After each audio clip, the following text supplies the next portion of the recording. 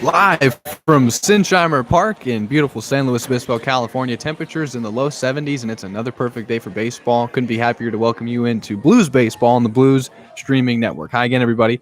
I'm Zach Ibrahim. This is game 34 of the Blues 2021 season, of course, their 75th anniversary season, and it has been a special one. And it's a special day because, in the words of Thin Lizzy, the boys are back in town, and those words have never rung more true than today. The Blues are going to welcome back several starters after going 1-5 in their 6-game stretch without several key players and starters. The Blues get their boys back off of a 10-day quarantine stint. They're 3-7 in their last 10 and would make the playoffs if the season ended today, but there is still work to be done. The Blues come in with their record of 20-13. They're in second place right now in the CCL South with a conference record of 10-11. 4 games behind the Santa Barbara Foresters and Arroyo Seco Saints, who are both tied for first currently in the South. Today, the Blues welcome in the Academy Barons. They are the last place team in the South, currently with their conference and overall record of 5-15. They're the only team in the CCL to have not played a non-league opponent. All their games coming in Southern Division play. They are 8.5 games out of first and currently 4.5 games behind SLO. They're coming off of a stunning, however, 7-4 victory over the Arroyo Seco Saints, and that sapped the Saints' 8-game winning streak in conference that has them tied for first place currently. But the Barons are coming off of that stunning upset. Other than that, they are 2-8 in their last 10. Barons were the last place team, or the last team to start their season, and have played only teams in the South. The first of which, if you remember, it was the Blues in Compton, and that one was only stopped by a sprinkler system malfunction in which a 6-run top of the 9th was taking place. Blues led 14-0 in that one, and with 2 outs, and in the midst of Tate Samuelson having his second at-bat of the inning, the sprinkler systems went off. Game had to be called. We assume, since we're going to make one more trip down to Compton this season, that we'll have to play that 9th inning to officially put it as a W in the book. But with 14-0 being the score with 2 outs in the top of the 9th, Blues have been playing with that victory and have done so since then. So their record is 20-13, but they come in. Again, it's been a tough stretch without several of their guys, and they will welcome back into their starting lineup Ryan Cermak and Austin Schell and Vinny Bologna, 3 new starters that are back from the 10-day quarantine, and they are excited to be back. And Coach Bob Miller is happy to have them back. Getting bodies back means that even guys that are everyday starters will finally be able to get some breaks, take at-bats off, give at-bats to other players if the game is lopsided. Certainly, the game has the makings to do so, even though you never want to overlook your opponent, but the Blues have 5 of their remaining 9 games against the last-place Barons. Getting bodies back again, that means in games that could possibly get lopsided, some of these guys will finally have the chance to rest.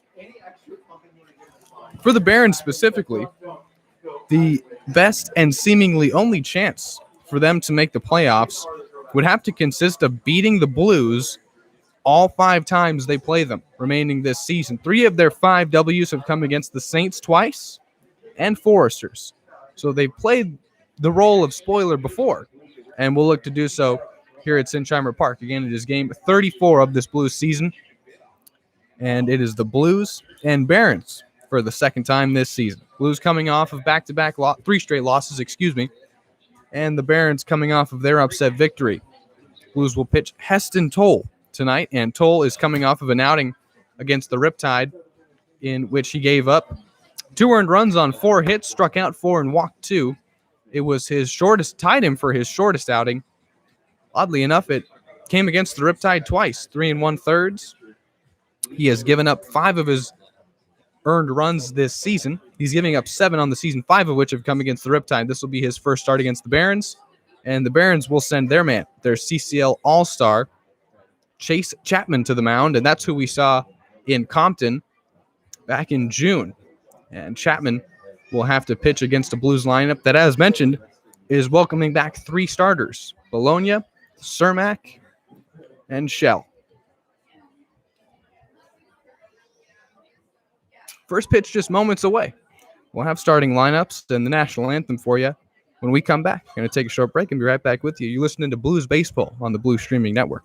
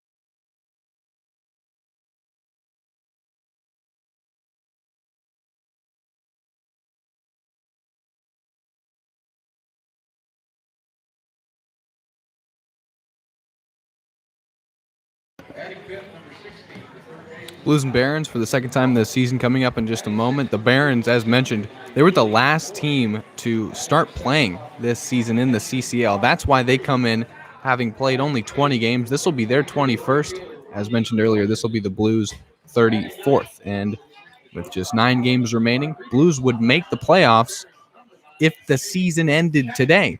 The caveat is they're just 1 game away from falling into 5th and in danger of not making the playoffs because the 2 teams that have been beating up on each other recently, that's the Orange County Riptide and the Conejo Oaks, those 2 teams are separated by just half a game for 5th. And OC is currently tied with SLO. So the Riptide have helped the Blues out a bit by beating the Oaks, but there is just a full game separating the team in 2nd place and the team in 5th. Blues will play the Riptide and the Oaks. They'll play the Riptide one more time. They'll play the Oaks twice.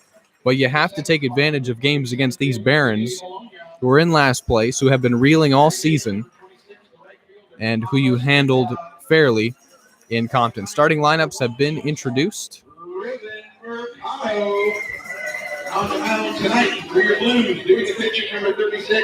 There just was a different energy, especially in warm-ups for the Blues, knowing that they had their guys back.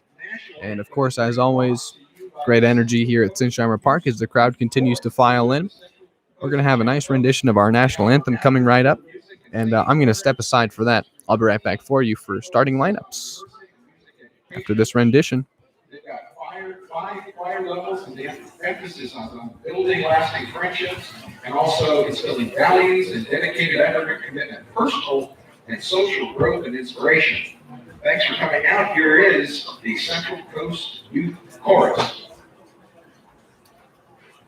Oh, say, can you see by the dawn's early light what so proudly we hailed at the twilight's last gleaming, whose broad stripes and bright stars through the perilous fight for the ramparts we watched were so gallantly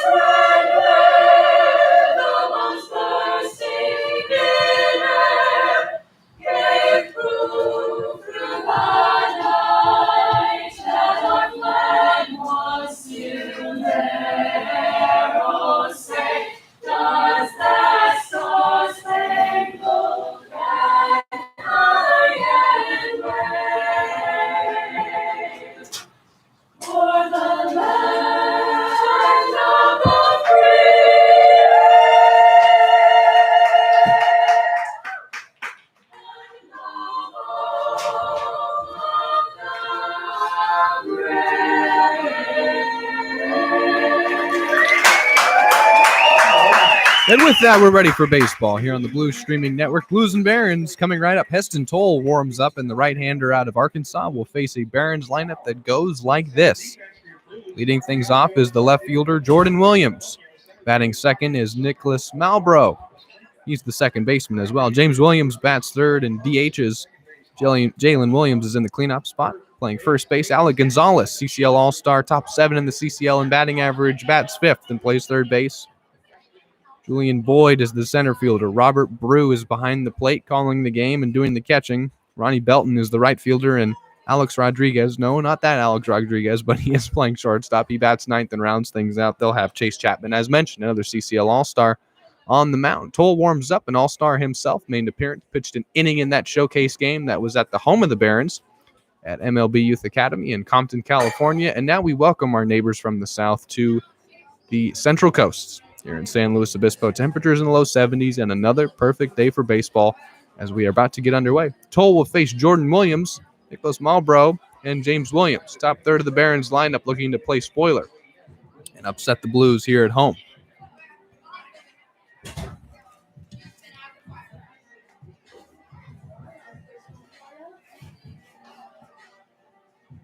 These the kids? Yeah, I just need them. That's a pretty good. Heston Toll, he'll be making his fifth start and his fifth appearance. He's been a starter entire summer with the Blues, a sophomore at Arkansas. 6'6" right-hander out of Wichita Falls, Texas. 1-2 record, ERA of 4.02, 15 2/3 innings pitched, 19 Ks, just 4 walks and 19 hits allowed. Coming off of an outing against the Riptide. Went 3 1/3 innings, gave up 2 earned runs on 4 hits, a couple walks and 4 strikeouts, almost mirroring his last start against the Riptide. Other than that, he's pitched brilliantly against the Foresters and Saints. His best outing so far has been his first, and that was the way he introduced himself to the Blues with a W. 4 full innings pitched against the Saints back on June 23rd. He struck out 6. That was a season high. And we'll see how he fares today. We'll see how the Barons fare against the 6'6" right-hander from Texas. Jordan Williams stands in and gets us started. Left-handed bat and also a CCL All-Star. Blues players, of course, playing for the South. Blues players playing for the North, and the Barons were on the South. Jordan Williams was on that CCL Southern Division All-Star roster in the showcase game. Ball 1 was just delivered as we are underway. 1-0 the count, and here comes Toll to Williams. That's ball 2. In the dirt. I was talking to Coach Miller, and I said, out of all the guys that we're getting back, there's no question Austin Schell was the one that was missed the most in terms of his ability to call a game and catch our starters. That's in there for a strike. Count now 2-1 to Jordan Williams. We're just underway. Top of the first, no score. Blues and Barons. He said, I completely agree. We're thrilled to have Austin back, and he's thrilled to be back. 2-1. Grounded to Mercado at short. Takes a couple hops, so gun to first. And Clarkson cannot have that one. Takes a hop into his glove, and Jordan Williams reaches. Couldn't dig it out of the dirt, and the first Baron is aboard. It's Williams safe at first.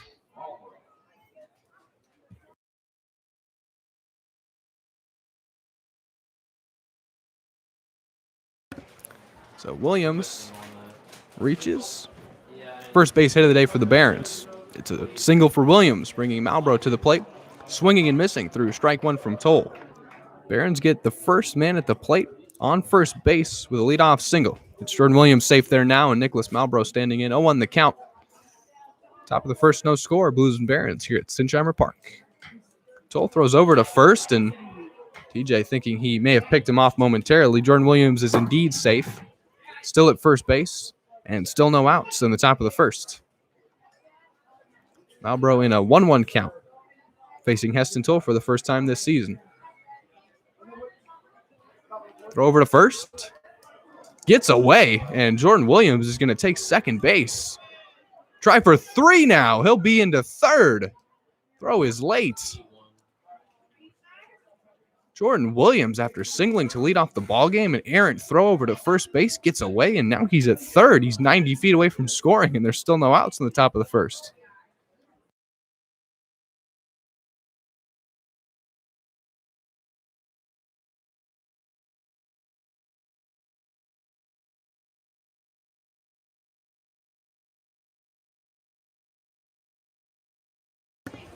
So the error on Heston Toll allows Jordan Williams to reach third base. He delivers strike 2 to Malbro. 2 balls and 2 strikes. Still no outs, top of the first. Jordan Williams is at third base. That's fouled off. Still 2-2.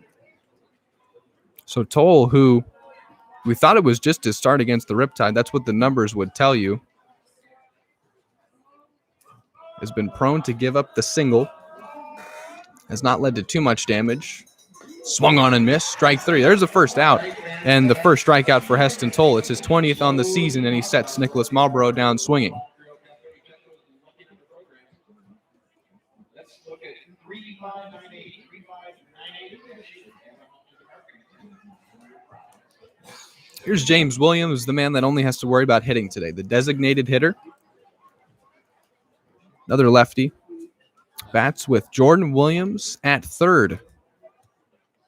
Advanced on a throwing error from Heston Toll. Here's the first pitch.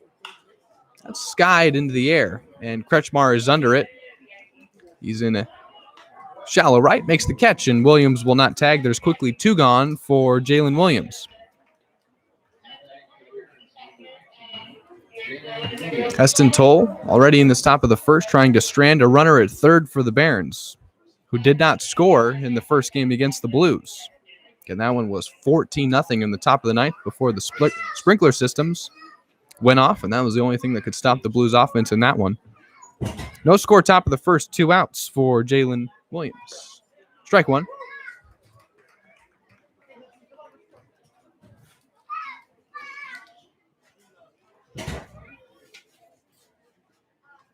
A 1 to Williams. This one's grounded to Kretschmar. Routine play at second. Guns to first and ends the inning. Runner is indeed stranded at third. Blues commit 2 errors in the top of the first, but neither comes back to bite them. Williams grounds out to second. Jordan Williams, after reaching to lead off the ballgame, is stranded at third. Still no score in the top of the first.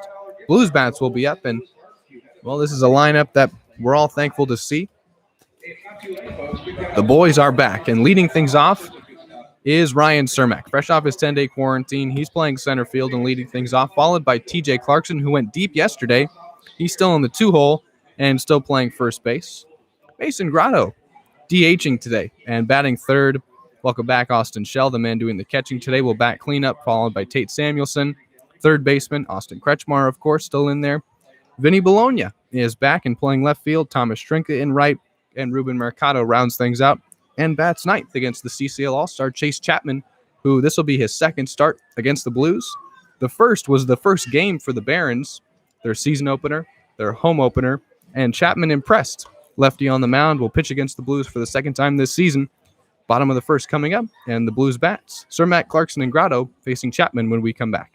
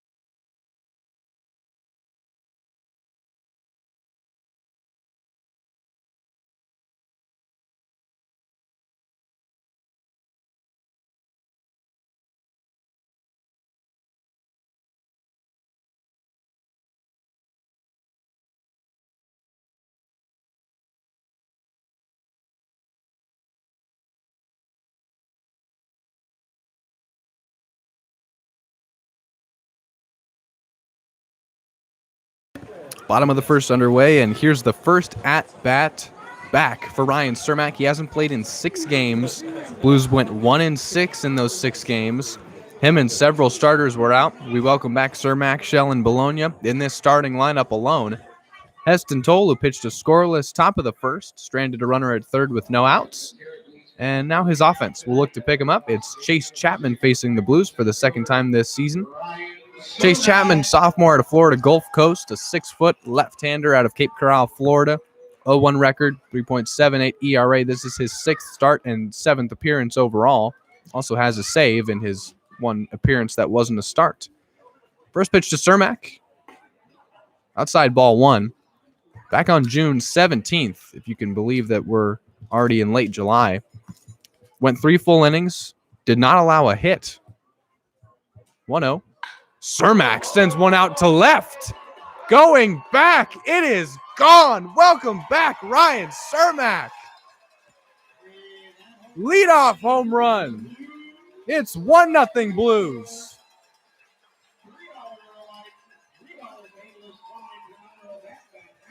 Wow.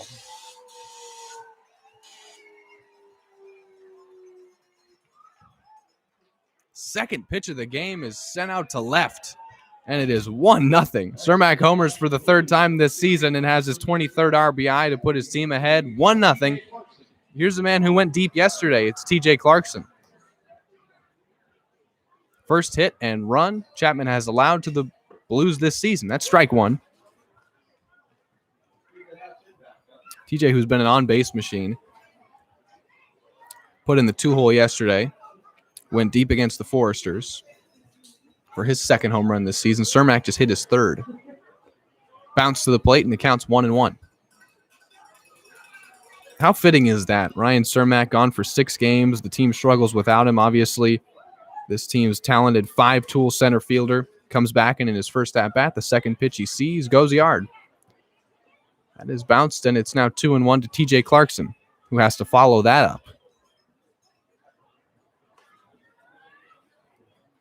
No gone in the bottom of the 1st for TJ Clarkson. No one on as well. It's 1-0 Blues off the Cermak solo homer. Leadoff homer. Second pitch of the game. That was awesome. 2-1. Swung on and grounded foul to the right side. It's 2-2.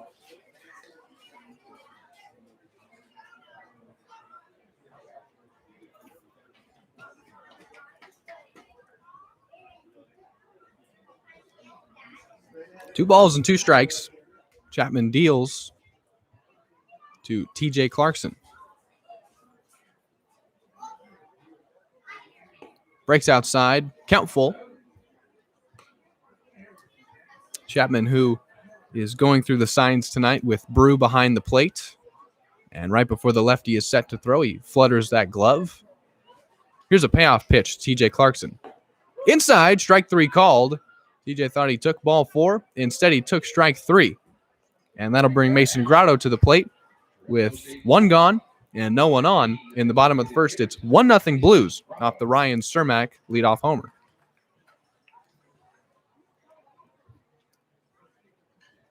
First strikeout of this one for Chapman, and that's his 20th of the season as well. Only struck out 1 against the Blues in his first outing. Now has 2. Deals to Grotto. Strike 1. Season high in strikeouts came against the Riptide for Chapman. That was back on the 3rd. Went 2 full innings and struck out 5. 0-1 to Grotto. Breaking ball. Grounded. Fair. Ranging on. Throwing to first. Not in time. That was Gonzalez to Williams, and it's a base hit. Infield single for Mason Grotto.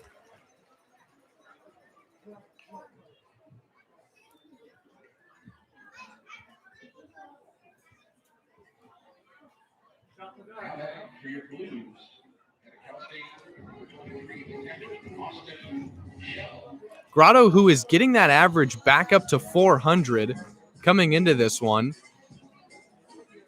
Of course, we love to document, leads the CCL in RBIs, but Grotto 3rd in the league in average with 396. That just went up with his single to get his day started. But here is Austin Schell, and this is his first at-bat back. Bats with Grotto on 1st and 1 gone in the bottom of the 1st. Blues lead 1-0. Take strike 1 from Chapman.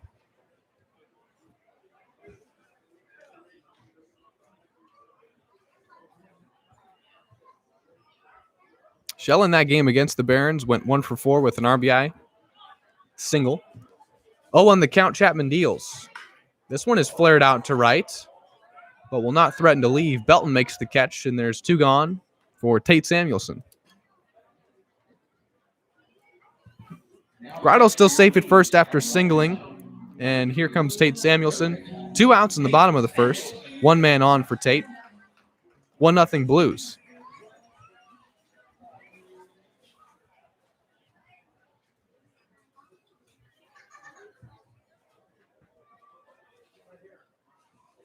First pitch from Chapman to Samuelson. Lefty on righty.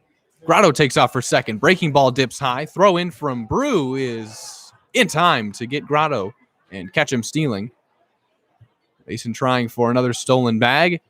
Instead, Tate Samuelson will have to bat now, leading off the bottom of the second. But through 1, it is 1-0 Blues. Ryan Cermak hit a leadoff home run on the second pitch of this ballgame to give the Blues a 1-0 lead, and Heston Toll an early cushion. And he'll face Alec Gonzalez, top 7 in the CCL in batting average, and a dangerous bat for sure. Face Gonzalez leading off the top of the first when we come back. Second inning for Toll on its way. I'm going to take a short break and be right back with you. Thanks so much for making the Blue Streaming Network part of your Thursday evening. I'll be right back.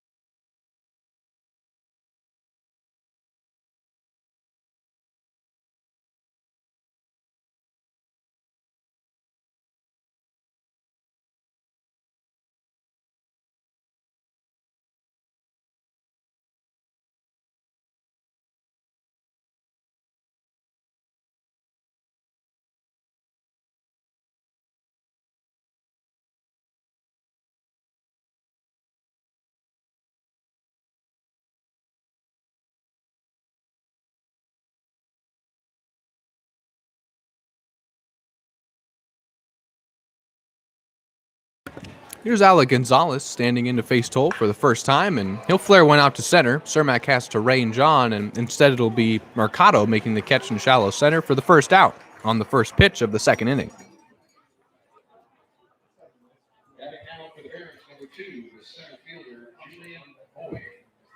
Quickly 1 gone for Julian Boyd. No one on for him. It's 1-0 Blues off the Ryan Cermak leadoff homer. First of a 2-game set between the Blues and Barons. First of the final 5 games against the Barons this season. Toll gets Boyd to swing and miss through that one. It's 0-1.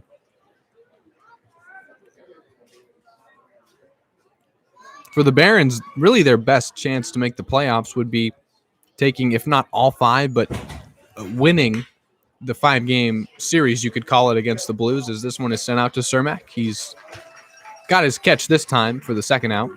Boyd. Quickly 2 gone for Robert Brew.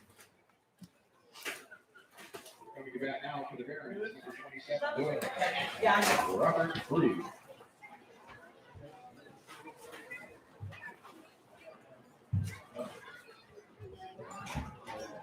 Barons coming off of their victory against the first place team in the South. Well, now they're tied for first place, the Arroyo Seco Saints.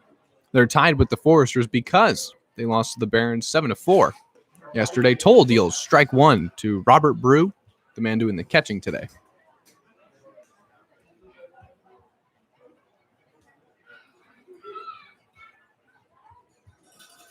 Oh, 1.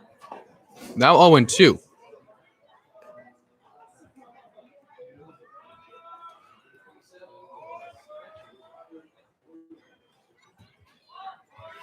Oh-2 pitch from Toll to Brew. Got him swinging. Second strikeout for Toll, and he has his first 1-2-3 inning. Flyouts for Gonzalez and Boyd, and a strikeout swinging of Brew. Have a still 1-0 lead for San Luis Obispo as we'll head into the home half of the second. And the second inning of work for the CCL All-Star, Chase Chapman. Lefty who worked around a leadoff homer, gave up a single to Grotto, but will leave him stranded as Grotto was caught stealing. Tate Samuelson will be leading things off in the bottom of the second with a 1-0 lead for the Blues when we come back. Thanks for hanging out on the Blue Streaming Network.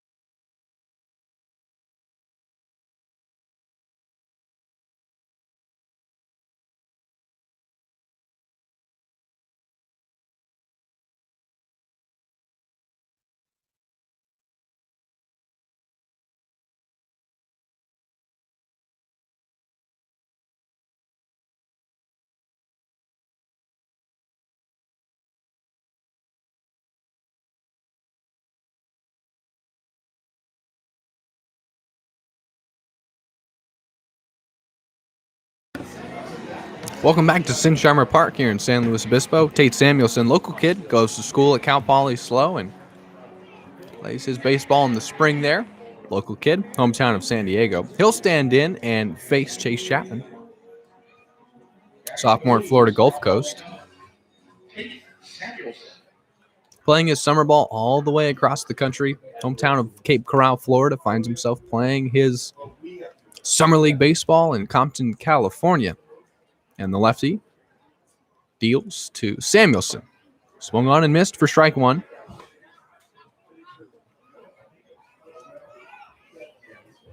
For Chapman, he's had 2 outings in which he didn't give up a hit. One against the Blues, his first, and one against the Riptide. Quickly ahead 0-2 on Samuelson, who has swung and missed through back-to-back pitches.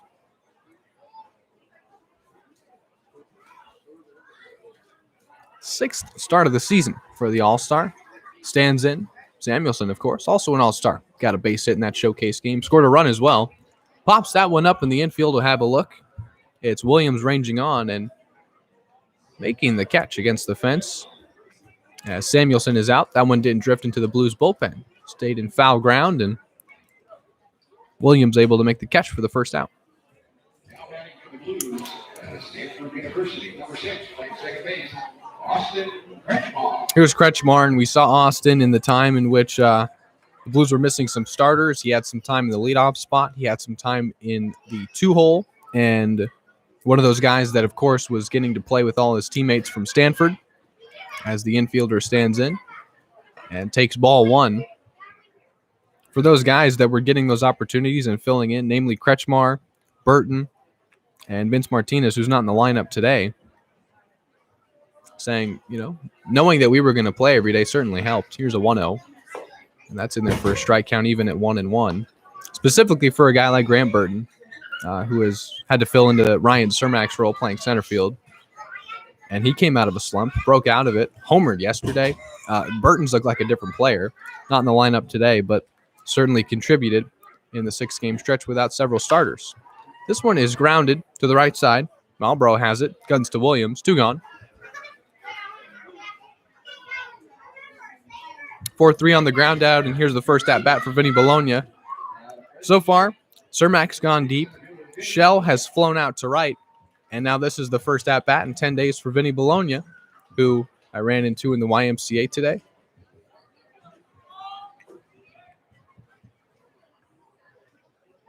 And Vinny telling me he was itching to get back. Here he is now, taking strike 1.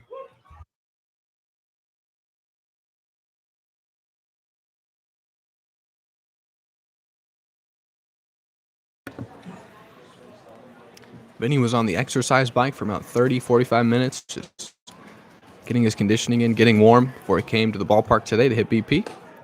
Takes strike 2, back-to-back, looping breaking balls. He thought that one was high, nods his head to the home plate umpire, and instead is in a 0-2 count with 2 gone in the bottom of the second. It's 1-0 Blues, courtesy of a Ryan Cermak leadoff home run. 0-2 from Chapman, who's looking for his first 1-2-3 inning.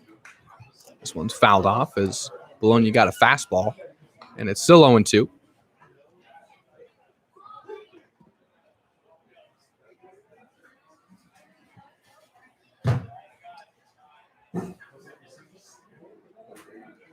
Nothing in 2 pitch coming from Chapman to Bologna. Dips low for ball 1. Vinny telling me that, sure, the rest, that was nice for the first couple days. Then you just get sick of sitting in your room and playing video games all day. So they wanted to be back out on the field. I asked him, in the 10 days off, did you continue to check the standings and see how the Blues were doing? He said, I didn't check the standings, but talk to our guys, talk to coaches, obviously. If we won or lost, what went wrong, what went right, what we could have done better. 1-2. That's outside, and it's even. 2 balls and 2 strikes.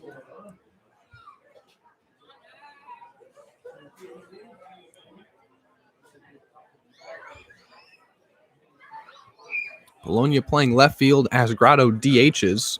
Day off for Vince Martinez, at least starting-wise, so Grotto fills into his role in DH, and Bologna fills in Grotto's role at left field.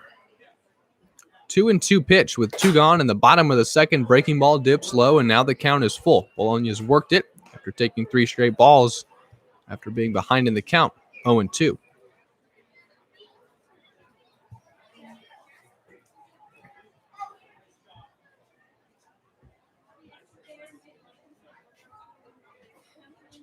Here's a payoff pitch with 2 outs in the bottom of the second. 1-0 Blues our score. Lined into center. Bologna has a base hit. Welcome back, Vinny. Fresno State Bulldog is safe at first with a single, bringing the George Mason Virginia product, Thomas Trinket, to the plate. Trinket got his at-bats with the time off. Still in there. Right fielder. Part of a revolving door in right. We usually see either Trinket, Costello, or Bologna there. The only outfield position that's been solidified when he's been available has been Ryan Cermak in center. Here's Trinket batting with Bologna on first. He'll foul that one off. First souvenir of the day for our fans here at Sinchheimer Park. 0-1 count now as Trinket fouls one off.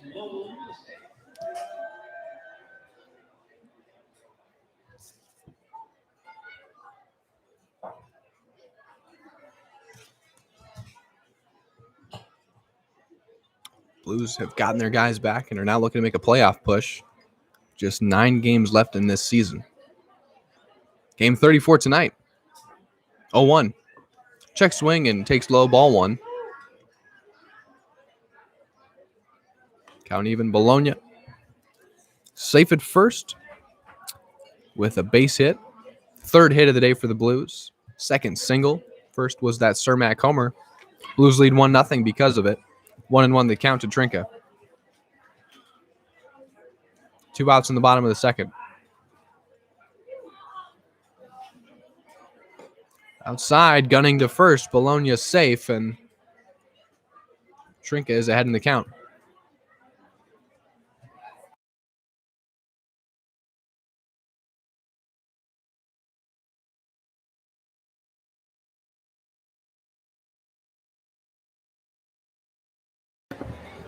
Two balls and 1 strike. Trinket takes ball 3.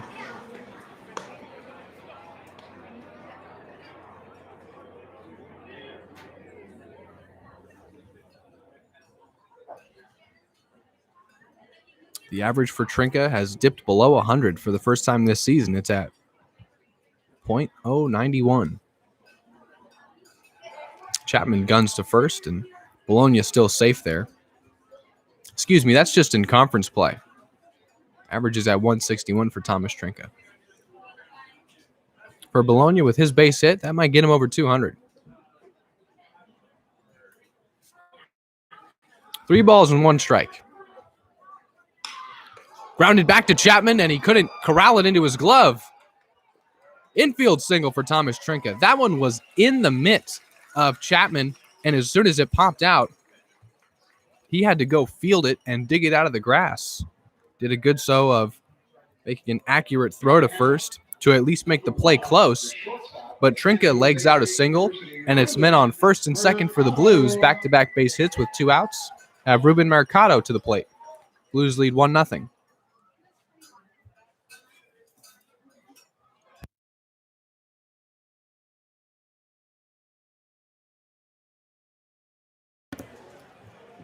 Bologna at second and Trinka at first. Chapman dealing with some traffic for the first time today. First pitch to Mercado. Swung on and missed, strike one. So during the 10-game stretch without several starters, we saw Ruben bat in lead off or bat second. And he had some outstanding games filling the void. Blues went 1-5 without their starters, but the one game they won, Ruben had his best game of the season. 3 for 5, 2 doubles, 2 RBIs, and a stolen base. 0-1, grounded to Rodriguez at short. It eats him up a bit. He'll gun to first. It's wide. Ruben's safe at first. Bologna is going to come in to score. It's 2-0 Blues. That was just a mess. Rodriguez gunning to first. The ground ball ate him up. Then he threw high to Williams, and it got away. Bologna able to score, and Mercado safe at first because of it.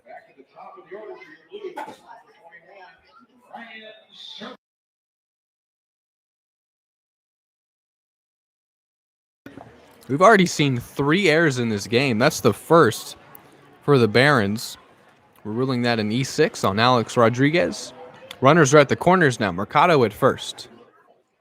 And Trinka at third for Ryan Cermak, the man who's homered.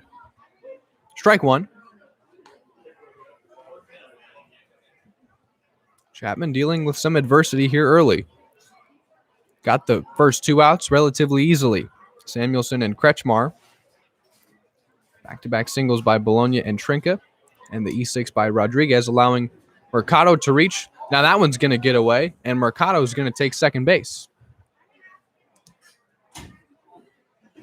It's 2-0 Blues.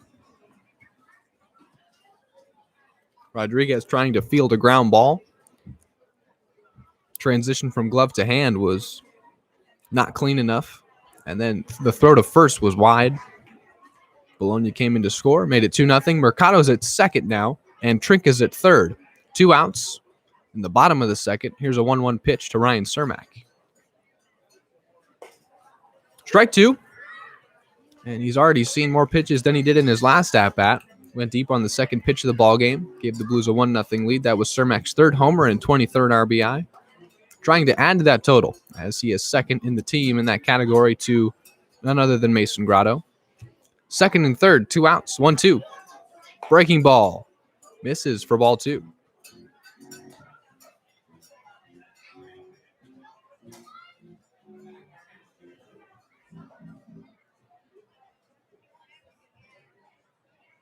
Chapman looks in and gets the sign from Brew. Delivers a 2-2 to Cermak. Cermak grounds one to Gonzalez at third. Throw to first in time to get him.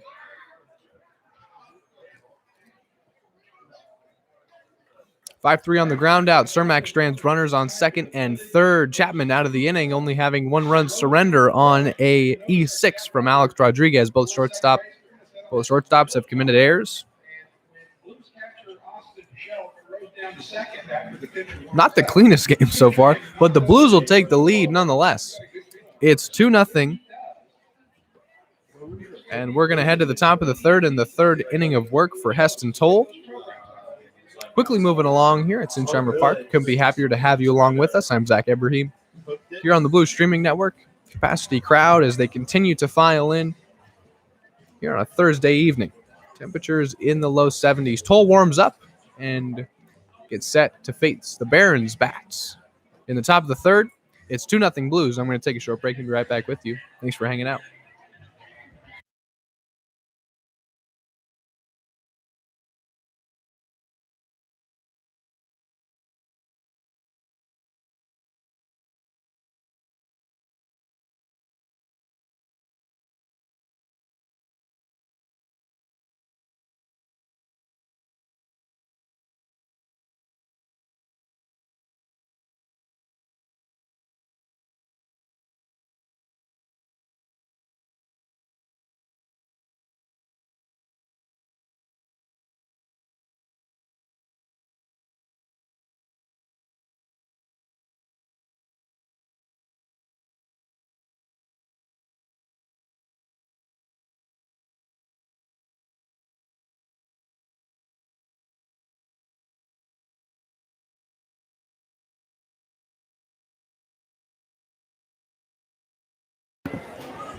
Here's the first at bat for Ronnie Belton facing Heston Toll for the first time this season. Top of the third as it's 2-0 Blues here at Sinsheimer Park. We welcome you back. Belton awaits the first pitch from Toll, and it is swung on and sent out to shallow right, but it is caught by Kretschmar, quickly one away. Batting now for the Barons, number 36, the shortstop, Alex Rodriguez. Here's Alex Rodriguez. He's batting ninth. The shortstop has already committed an error in this one. He stands in with his average of 160. Has 4 hits this season, all of which are doubles. He's got 4 hits. He's got 4 doubles. Takes ball 1 from Toll. 1 out, no one on, top third. That dips low ball 2.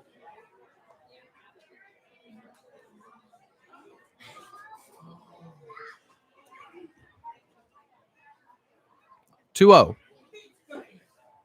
Now 3-0. Toll, who has minimal walks this season. It's not allowed too many.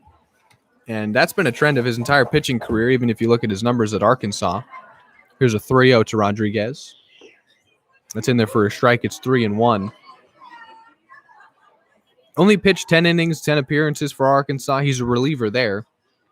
Has been informed by the coaching staff that they will use him as a starter. That's sent out to center. Ranging back is Cermak, and he'll be under it. 2 away. A lot of fly balls to center. 2 outs as we'll work our way back to the top of the lineup. And the only man that's reached for the Barons, it's Jordan Williams. So we're going to rule Williams reaching in that first inning an error on Mercado. So an E6 for Rubin. Barons without a hit because of it, and Williams stands in. We're stranded at third in that first inning. Shows bunt, pulls away, takes ball 1. Toll played in the Perfect Game Junior National Showcase in 2017 and 2018. He was a preseason underclassman All-American in 3 straight years. This is a broken bat to Kretschmar. Played that one on a tough hop and gunned to first to end the inning. Second straight 1-2-3 inning for Heston Toll. It's still 2-0 Blues. Toll also was a good hitter in high school. Hit .412 and boasted a 2.43 ERA as a freshman at Bowie High School before transferring to IMG Academy in 2017, where he would continue to become an excellent pitcher. Arkansas, of course, had an excellent season, and Toll contributed 49-11 for the Razorbacks in their regular season. Toll's going to be a starter there come next season. He's excited, and he's pitching well in this one. Through 3 scoreless, no hits allowed. It's 2-0 Blues. Before we get to the home half of the third, we want to thank one of our many generous sponsors of the San Luis Obispo Blues. We want to thank Via Automotive. They've been with us since 1946. That's all 75 years of the Blues' existence. So thank you to Via Automotive. If you're in need of any automotive repairs in the San Luis Obispo area, we encourage you to check out Via Automotive, where their slogan is "Our family, taking care of your family," and that rings true. Thank you to Via Automotive. I'm Zach Ebrahim, and I'll be back with you for the bottom of the third upcoming. Thanks for hanging out.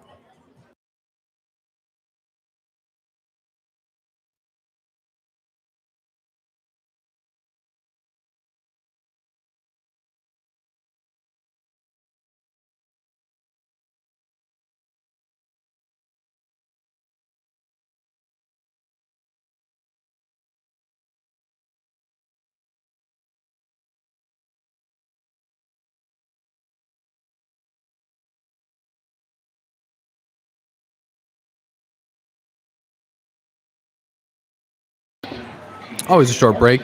Here's TJ Clarkson leading off the bottom of the third. It's 2-0 Blues. Heston Toll has sat down 9 straight Barons. 8 straight Barons. That's right. We'll try every number we can. Clarkson takes ball 1. Chapman still out there dealing. Pitched 3 full innings against the Blues in his first start of the season in the Barons.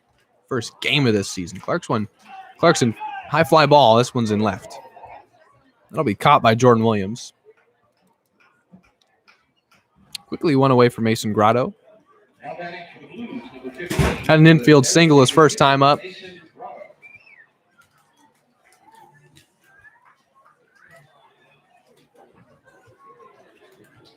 Grotto, who had a 24-game hitting streak to open up the season. He started 24 games and had a hit in the first 24. That was snapped. But we have to go look back at Grotto's numbers because he's stringing another one together. 1-for-1 today already. Just took strike one from Chase Chapman. 2-0 Blues. Here's the 0-1. Grotto takes strike two.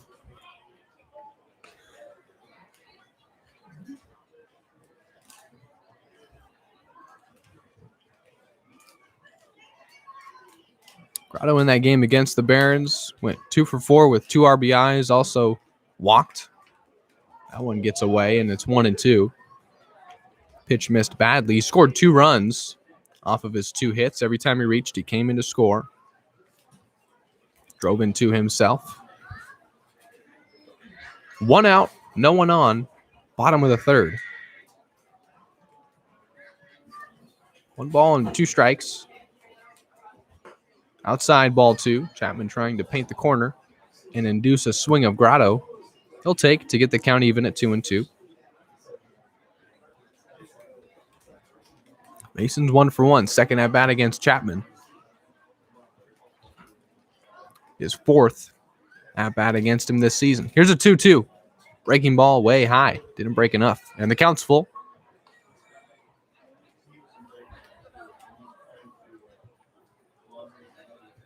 So Grotto getting the chance to DH today. But the 3rd time he's been able to do that. A very versatile fielder. And as much as he can do with the bat, he can do defensively. Here's a payoff pitch from Chapman. Outside ball 4. Grotto has a walk. Has reached now in both his plate appearances. For Mason, that's his 14th walk this season. He has walked as many times as he has struck out the entire season. One of the many interesting and impressive notes of Mason Grotto. He's safe at first for Austin Shell, who flew out to right in his first at-bat. Still 1 out and now 1 man on in the bottom of the third. Shell to the plate, the average at .337 as we welcome him back from his 10-day quarantine stint. Chapman deals. Ball 1. Shell out of Cal State Fullerton. Brew's going to have a word with Chapman on the mound.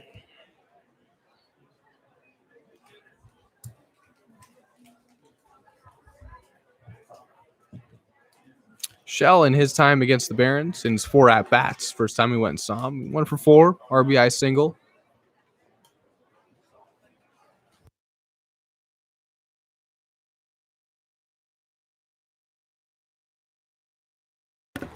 Blues, who in that first game in Compton played 8 runs through 8 innings without an extra base hit. They did not have an extra base hit until the top of the 9th. In that top of the 9th, they would score 6 runs. Shell swings and misses. Count is 1-1.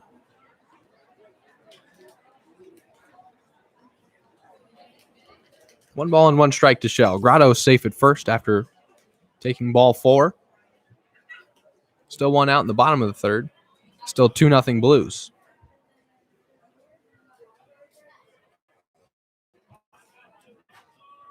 One.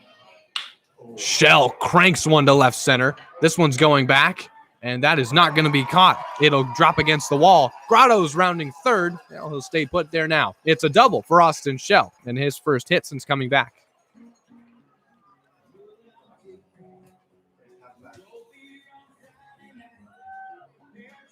Runners on second and third for Tate Samuelson.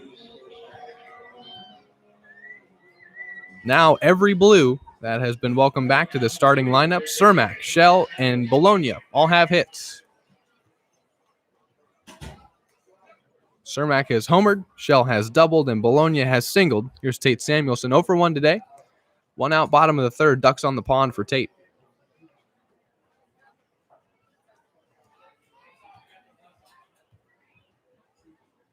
Infield packed in. Chapman deals strike one. Going back to that game back in mid-June, Samuelson led off the top of the ninth with a double, and then the Blues would hit around in the process of scoring 6 runs in the top of the ninth.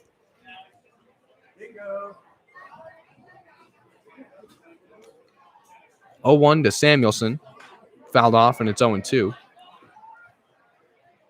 Tate was in the middle of his second at-bat.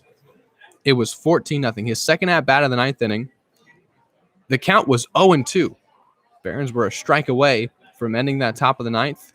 And before the 0-2 pitch could be delivered to Samuelson, who was batting for the second time in that inning, sprinkler systems would go off. Game would have to be called. 0-2 is the count right now to Tate. Shell's at second and Grotto's at third. Infield packed in as there's only 1 out in the bottom of the third. Fouled off and into our VIP section, possibly. It's a souvenir nonetheless, and the count is still 0-2. 2-0 Blues in the bottom of the third. Samuelson with a chance to tack on. Infield packed in as there's only 1 out. 0-2 is the count to him. Grotto has walked, is now at third after Shell doubled. Chapman steps off.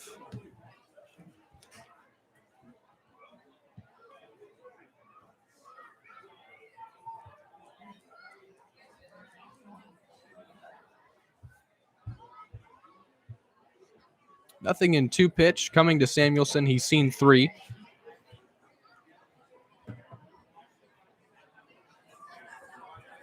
Checked his swing. Although they say he went around. Strike 3. And Samuelson down for the second time tonight.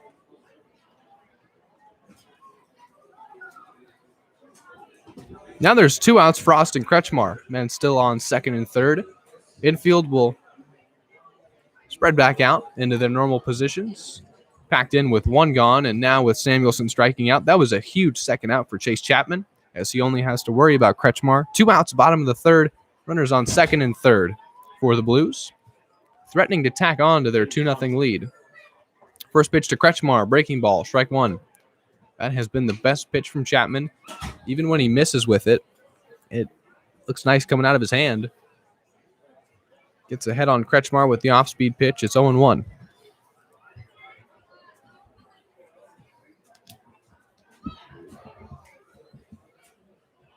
Looks in, pitching out of the stretch for the majority of this inning. 0-1, Kretschmar swings and misses through strike 2. And now they're a strike away from stranding runners on second and third. Lead is 2-0. They've played it a run in both innings. First and second innings, I should say. Trying to in the bottom of the third. 0-2 the count.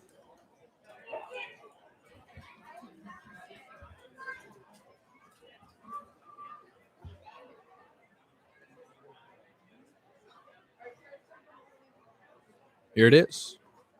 Taken low, ball 1.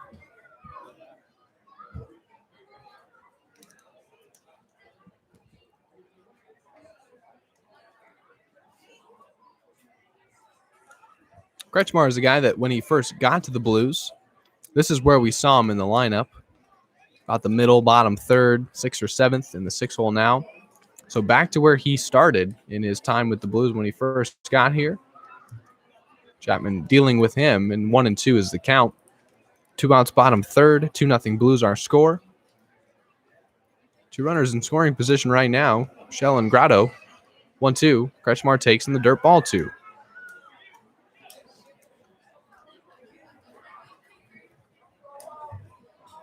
For the Blues, you may be looking and saying, we're getting our guys back just in time, and now we're facing the worst team record-wise in the CCL South. Cannot take them for granted. And when you have a chance to tack on early, you'd like to do so. Trying to solidify your place in the playoffs, in the top 3 in the division. 2 balls and 2 strikes. To Kretschmar, who takes high and inside, ball 3. He has worked the count full after being behind 0-2.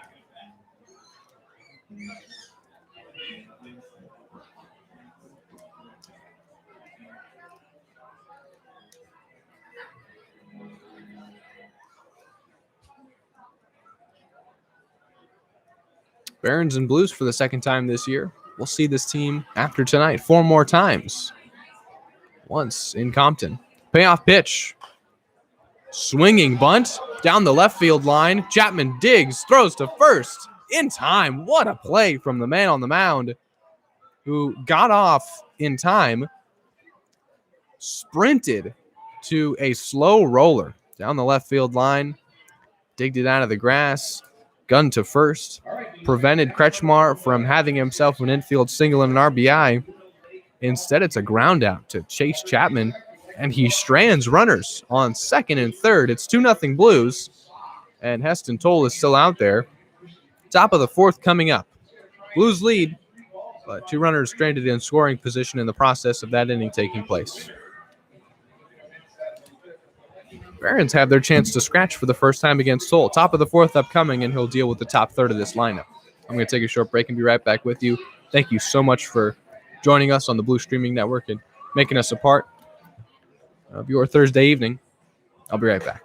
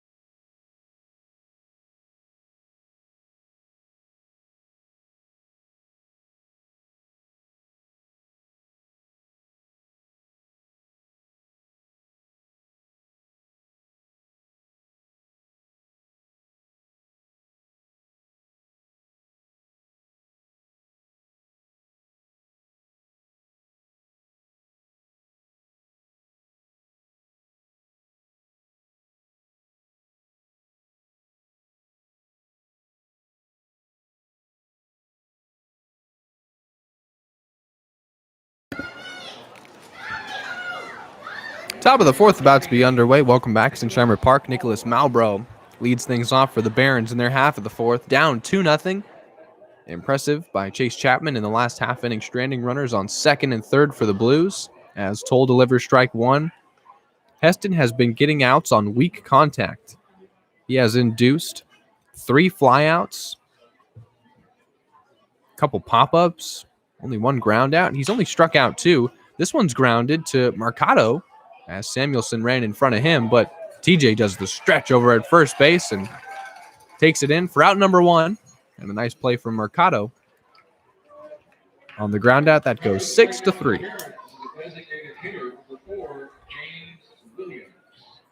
Here's the second at bat for James Williams, 0 for 2 today. Popped out to second base. His last time up, bats with 1 out and no one on in the top of the fourth. 2-0 Blues, still our score.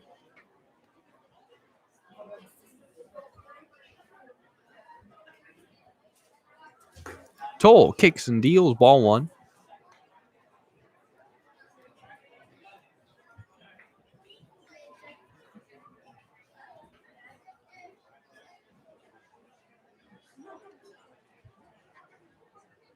One ball and no strikes.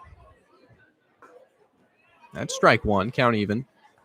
Blues, who are 1-5 in their last 6, have reeled a bit, and it's the third time this season they've dropped 3 straight. Amazingly, of their 13 losses, 9 have come in 3-game consecutive loss stretches. And what's been most impressive is the way they've broken out of those slumps. So right now, they're riding a 3-game losing streak. You get the leadoff homer that charges the offense up. They've stranded some runners so far, but they've got the lead. It's up to Toll to protect it. He's done so very well so far, inducing weak contact and striking men out. 1-2 the count to James Williams. Outside, ball 2. So every 3-game losing streak has been broken with a performance that has been more than memorable. As much as the losing streaks have been forgettable, the way they've broken out has always been fun. 2 balls and 2 strikes, especially here at home. Swung on and missed, strike 3. Or excuse me, that's fouled. He made contact and stays in for another 2-2.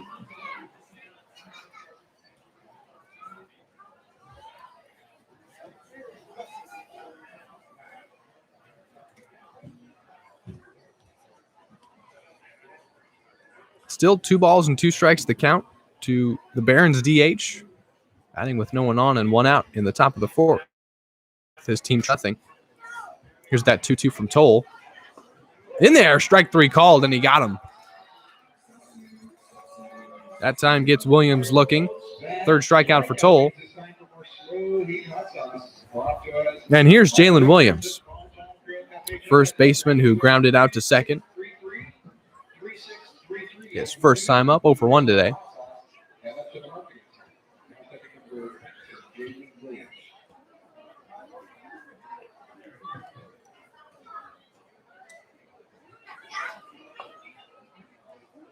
That first pitch is way inside and high, ball 1.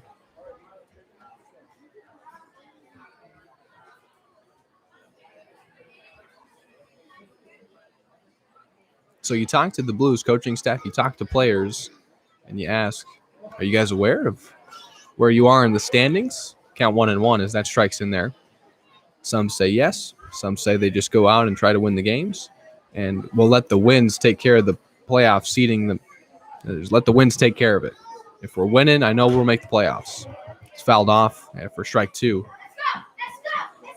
We know that Santa Barbara, even though they've won 5 in a row in conference and 6 in a row overall, 7 of their last 10, they beat the Blues the other night.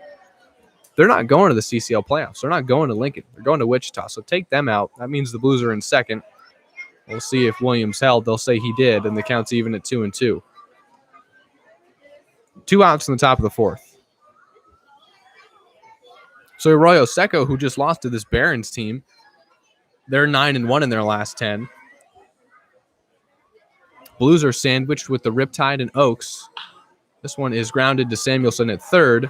He'll field cleanly and gun to 1st to end the inning.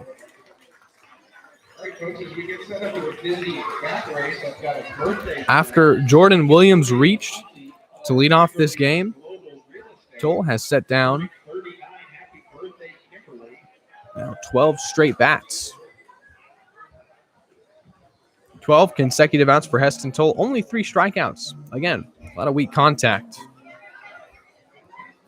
Could be pitching a perfect game if it wasn't for the E6 on Mercado in the first at-bat of this game. But Toll has protected the 2-0 lead. We'll head to the home half of the 4th. Chase Chapman's still out there and will pitch his 4th inning of work.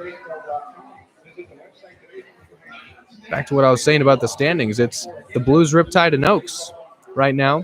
Blues 4 games back of 1st. Riptide 4 games back. Oaks 4.5.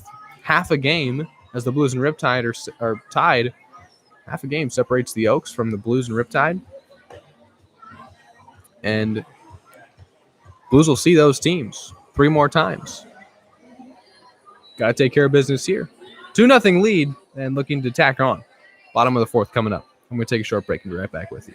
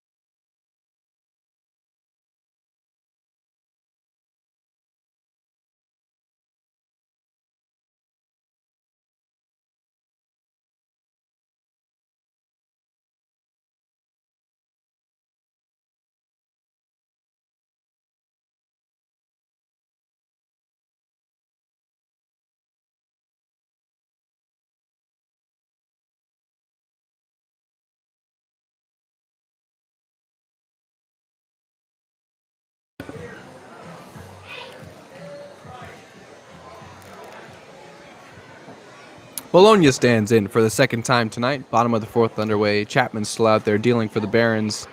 Bologna 1-for-1 against him with a single. That was hit sharply out to center in Vinny's first at-bat back.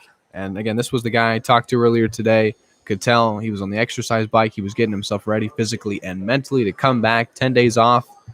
Vinny did not like being away from the game for that long. I can tell you that much.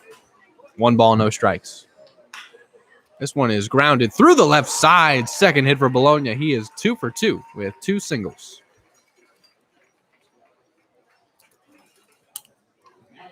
And if you couldn't tell by his body language and the way he talked about being able to come back and rejoin the guys for their playoff push, you can watch his play today. 2 for 2 with 2 singles. And this has been an extra base guy. 2 first hits for the Blues from Bologna were a homer, which was incredible. That was a go-ahead homer, bottom of the 8th, 2-run bomb. It was like his third day with the team, and Vinny was psyched. He hit it off of that was against the Humboldt Crabs. Very memorable 3-game set back in late June. Here's the first pitch to Trinka, who takes ball 1. In that 3-game set against the Humboldt Crabs, it was the third game, the Sunday game, that Bologna went deep, 2-run bomb, bottom of the 8th, gave the Blues a 1-run lead that they would hold on to and eventually win by the score of 4-3. 1-0 to Trinka, dips low, ball 2. Vinny had been with the team for 3 days. He joined him on a Friday, and the pitcher he was hitting against and hit the go-ahead home run against, he had known since grade school. And he said he finally got a home run off of him. And all the at-bats against him, in whatever leagues they're playing, he finally took him deep. Bologna, the Fresno State Bulldog, is safe at first. Chapman guns over to check on him, and he's still safe. No outs and 1 man on for Trinka. In the bottom of the 4th, it's 2-0 Blues.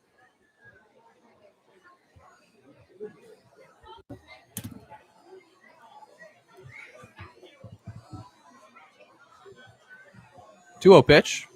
Outside, throwing to first. Still safe. 3-0 the count now.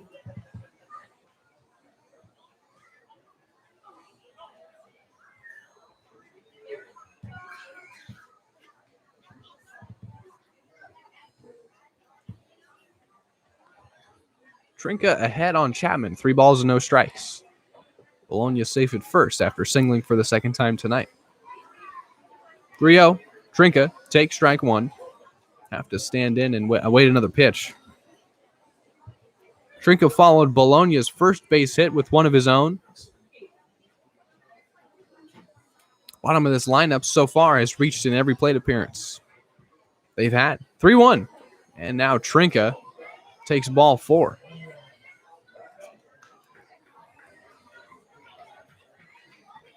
Blues have had no problem getting on base. Bologna has singled twice. Trinka has singled and walked. Ruben, who reached on an E6, that also drove in a run, is standing in for the second time tonight with runners on first and second and no outs in the bottom of the 4th. Still 2-0 Blues.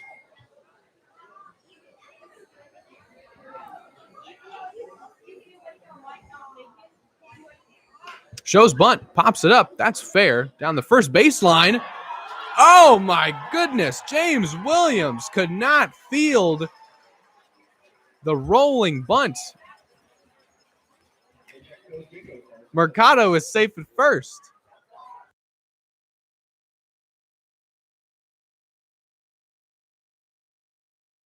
Routine play at first is fumbled by Williams. It's going to go down as an E3. Mercado has reached on an E6 and an E3. There have been 4 errors in this game, 2 by each team, and now the bases are loaded with no one out for Ryan Cermak.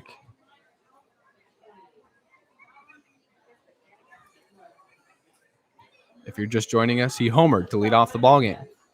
Bases loaded, no one out. 2-0 Blues our score. Chapman checks second momentarily, and now the lefty deals to the junior at Illinois State, taking ball 1. And we mentioned the Blues, who stranded runners on second and third in the bottom of the 3rd. We're in the bottom of the 4th now, and chance to blow this thing open. Bases loaded. 1-0 the count to Cermak. Chapman deals. Cermak lines one into left. Base hit, and a run will score. It's 3-0. Bologna comes in, and Cermak adds another RBI, his second in this ballgame and 24th of this season.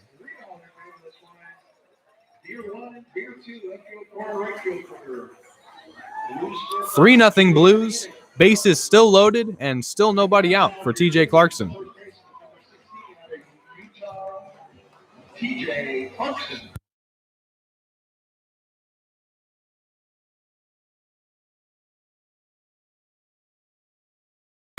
So far, TJ is 0 for 2 with a strikeout looking and a fly out to left. Bases loaded for him now, and a chance to tack on to his season RBI total, facing Chapman for the third time tonight, taking strike one. For Clarkson, the RBI total at 12. Added that 12th last night. Had 2 yesterday. Homer and a single. Comes into tonight with 12. 0-1 as Chapman is trying to get out of a bases loaded and nobody out jam in the bottom of the fourth. It's 3-0 Blues off the Ryan Cermak RBI single. That dips low, ball one. As good as Chapman's first outing was against the Blues, this is a completely different situation. Blues were facing him in the first game of the Barons season, and Chapman only went 3 full, did not give up a hit, and this coaching staff, did not want their ace having that high pitch count, broken bat. DJ will have to get a new one. Is down the line and foul. So Chapman gets ahead 1-2, and now Clarkson needs a new bat.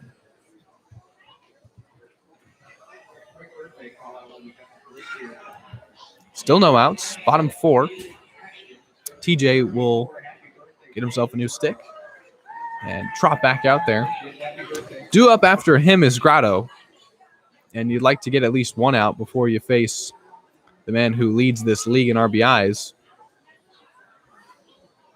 and has reached in both his plate appearances today. Nonetheless, TJ, who's been swinging a hot bat, inserted into the 2-hole yesterday, homered and singled in a run. Bats with the bases loaded and nobody out. His team leading 3-0 in the bottom of the fourth. 1-2 from Chapman. Breaking ball. In there, strike 3 called. There's that first out. And it's the second strikeout looking for TJ Clarkson.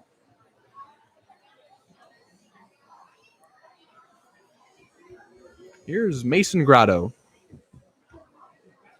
Before we get to that, meeting of the minds on the mound momentarily, and they'll discuss how Chapman will attack Grotto, of course, with an out now. The double play could end the inning, but it is bumper-to-bumper traffic out there now. It is Trinca at third, Mercado at second, and Cermak at first. Bologna came in to score on Cermak's RBI single. 24th RBI for Ryan this season and his second of this ball game as he homered for the third time to lead off the ball game.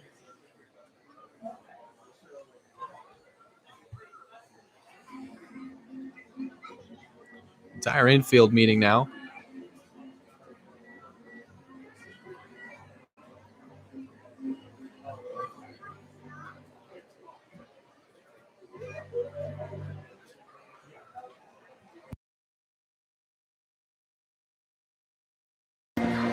Pitching change on the mound. The day is done for Chapman, and we'll introduce you to the new Barons arm. He's a right-hander. 21. Number 21. We'll introduce you to him when we come back from this break. He'll warm up. Bases loaded. Nobody out. 1 out. Bottom 4. It's 3-0 Blues. I'll be right back.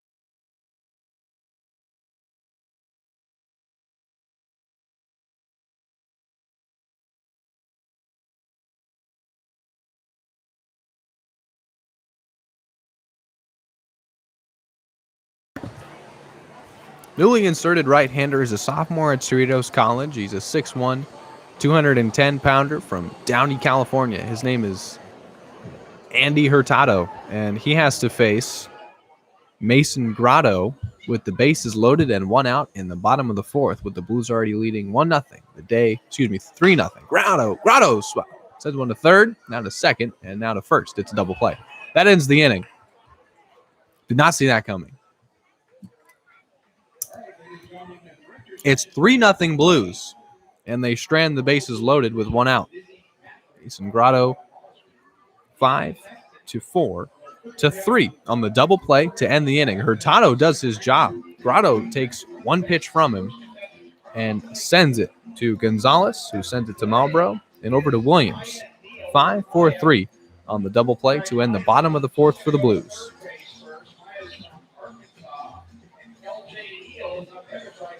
It's 3-0. Blues have 7 hits. They have plated a run in 3 of 4 innings. And now it's the Dizzy Bat Race taking place. A lot of the fun that we have in between innings. Past couple times we've done it has been with interns. And that's been a good time as well.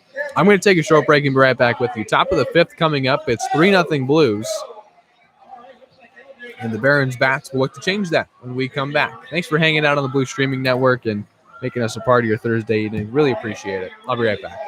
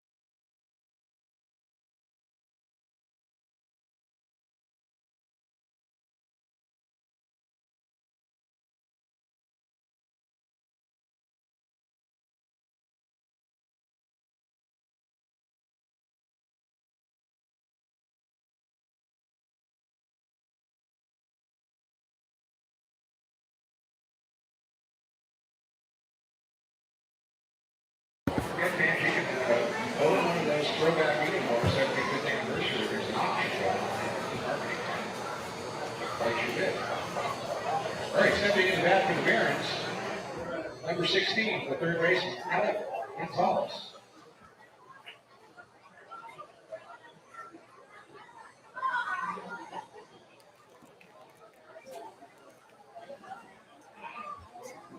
The third baseman, Alec Gonzalez, who ignited that double play with a hard hit ball hit to him at third, takes strike 1 from Toll. Still out there, Heston trying to get through 5, holding the Barons scoreless. And the count is quickly 0-2 as he deals to the CCL All-Star. Top 7 in the league in average is Alec Gonzalez. 0 for 1 today. Here's an 0-2 from Toll. Foul back and out of play. It's a souvenir for a fan who snagged it with his glove.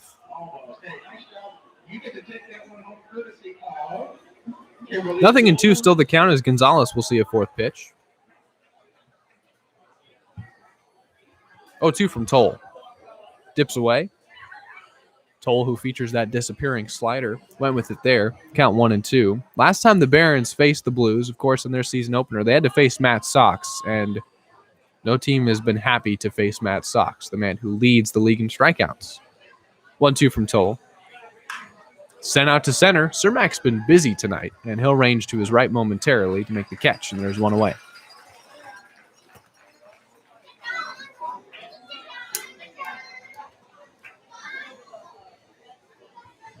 One out, no one on for Julian Boyd. Also 0 for 1 with a fly out to center.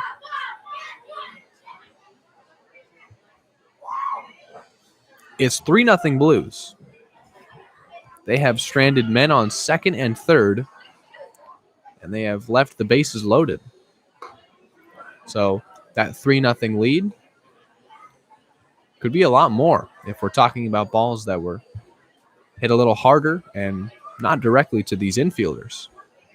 Barons have pitched out of some really tough situations today, and Hurtado, who was able to get out of that bases loaded jam with just one out, of course, should be commended, inducing weak contact for Mason Grotto. And the count is quickly 0-2 on Boyd here. Toll deals. Fouled back. One out, top of the fifth. 3-0 Blues our score. And Toll still dealing. For Heston, it's trying to get him his longest outing, as that misses for ball one this season. Trying to get through 5 scoreless.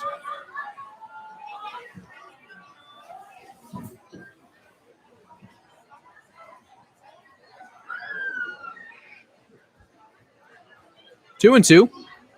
In there, strike 3 called, and he got him. That is the 4th K for Toll and his 23rd on the season.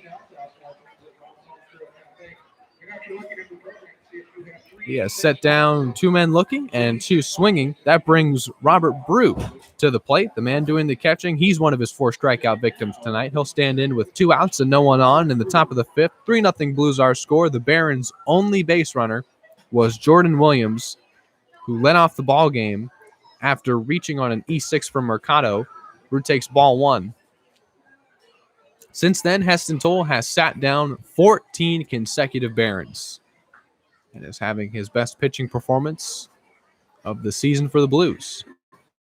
That's strike 1, and the off-speed stuff has really looked sharp from Heston. The last time we talked to him, he was having his second start against the Riptide, and he told us that part of the reason the Riptide had success against him in his first start against them, 1-1, that dips outside ball 2.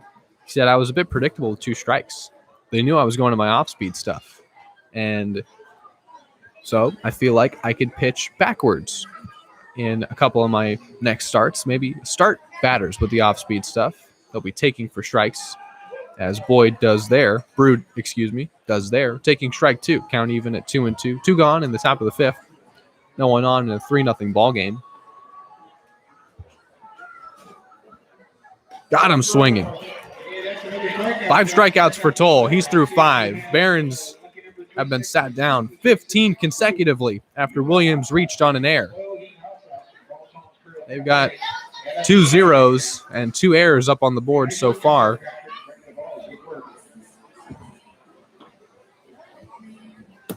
Through 4.5, it is 3-0 Blues. We're going to head to the bottom of the 5th, and Austin Shell, who just got back and doubled in his last at-bat, will lead things off. Hurtado is still out there. He threw 1 pitch to Grotto, and it was a double play that ended the bottom of the 4th, stranding the bases loaded, and this is still doable. Of course, it's 3-0, and we're going to head to the home half of the 5th when we come back. I'm Zach Ibrahim, and couldn't be happier to have you along with us on this Thursday evening here on the Blue Streaming Network. I'll be right back.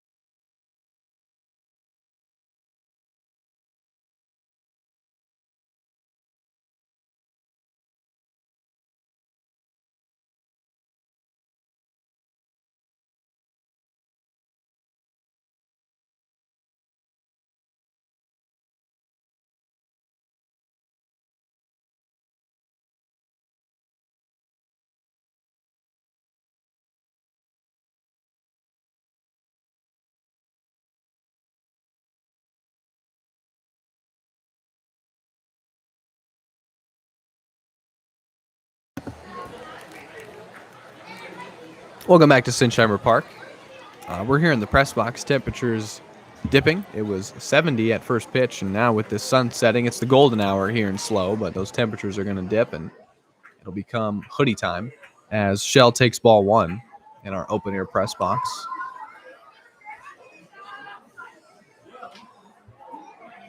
The view we have, though, it never ceases to amaze me, and it never gets old.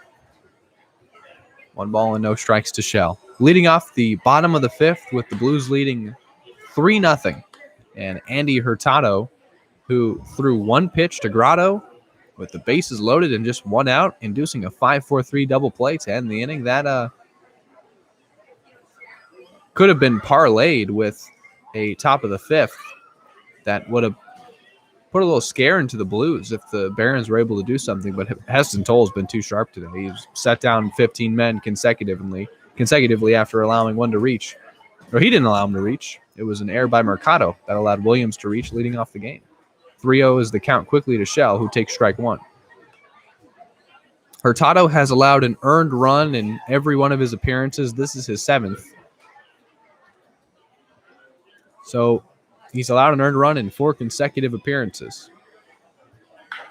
Shell cranks one to left and foul.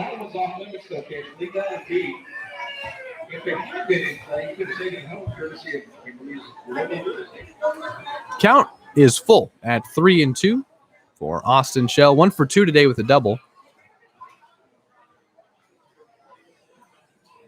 That double for Shell was his 7th on the season. And he'll swing and miss through strike 3.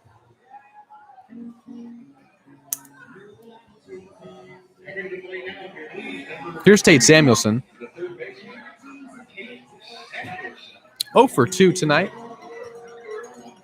Bats with 1 out and no one on in the bottom of the fifth. The Blues leading 3-0 here against the Academy Barons.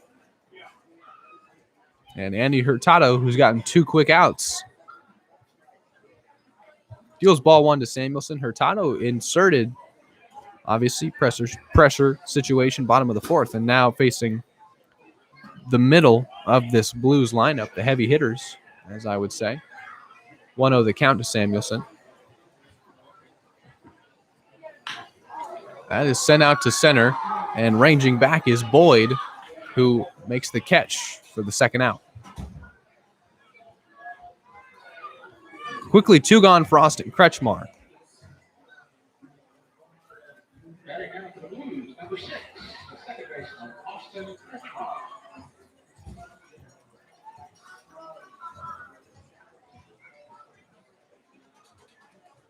Hurtado facing Kretschmar for the first time tonight.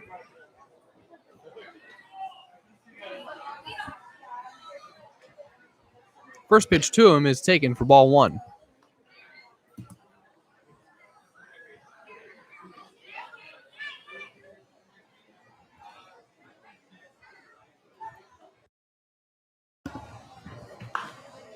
Kretschmar sends one sharply down the left field line, but foul. And the count 1-1 against him. If anything, Bob Miller telling me that during the six game stretch in which the Blues dropped 5 of the 6, he said at least we played hard. And that's all he could have asked for. Not having a catcher on your roster and having to bring guys in from Cal Poly and Cuesta, 1 and 2, guys who, in Bob Miller's words, have never called a game before. Mark Armstrong is the bullpen catcher at Cal Poly SLO, and he came in and had to call games and catch these pitchers. There were framing issues. There were pass ball issues. It's tough to overcome. 2 balls and 2 strikes now to Kretschmar. They've got Austin Shell back. They've got their 5-tool center fielder back, Ryan Cermak, who's driven in 2 in this game. And they've got Vinny Bologna back. A big bat who will be due up if Kretschmar is to reach. But he'll swing and miss through strike 3. Announcer's jinx firmly in place. And Andy Hurtado has himself a 1-2-3 inning. He has struck out 2 and gotten 4 consecutive outs against 4 of the Blues' most dangerous bats. I've got a tennis ball next to me. I'm going to try and throw it into that white bucket behind home plate. I have not been close yet. but it's still fun to try. And I hope you're having fun joining us here on the Blues Streaming Network. It is 3-0 Blues, and I'll be back with you for the top of the sixth and the Barons bats, who are still looking to strike here in San Luis Obispo at Sinsheimer Park. Thanks for hanging out.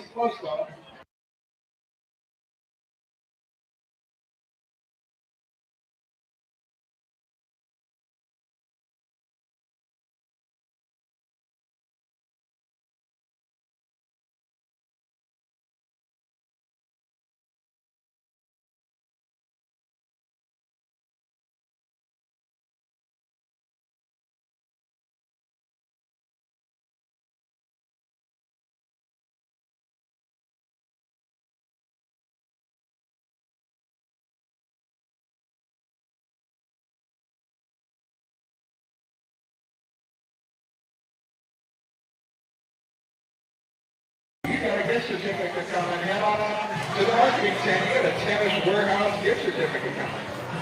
Congratulations.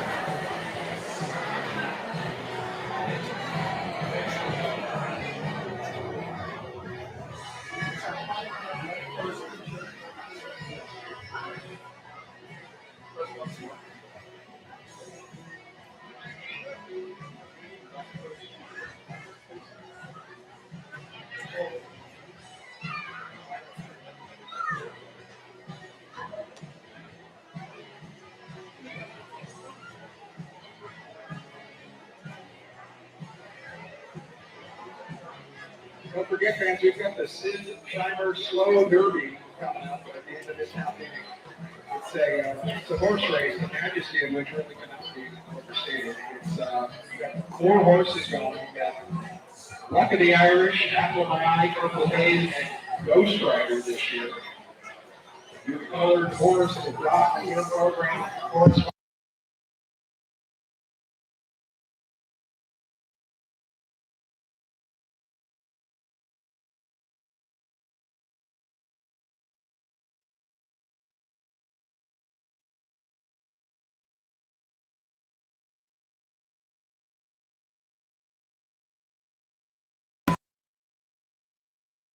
shout out to twins this time. We had Katie and Heather out there. Happy birthday. There's an interesting amount of zeros over there. There are an interesting amount of zeros in there. You can say that, Zach. Oh, I should, and I will. There's an interesting number of zeros on the board. Thank you, boys. Heston Toll is still out there. He's thrown 53 pitches. We're in the top of the sixth. He's had 4 straight consecutive 1-2-3 innings after Jordan Williams reached on an air. That's the only base runner the Barons have had, and the first pitch is delivered. It's ball 1 to Ronnie Belton.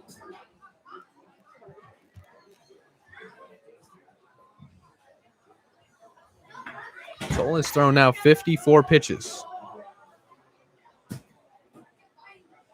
Swung on and missed.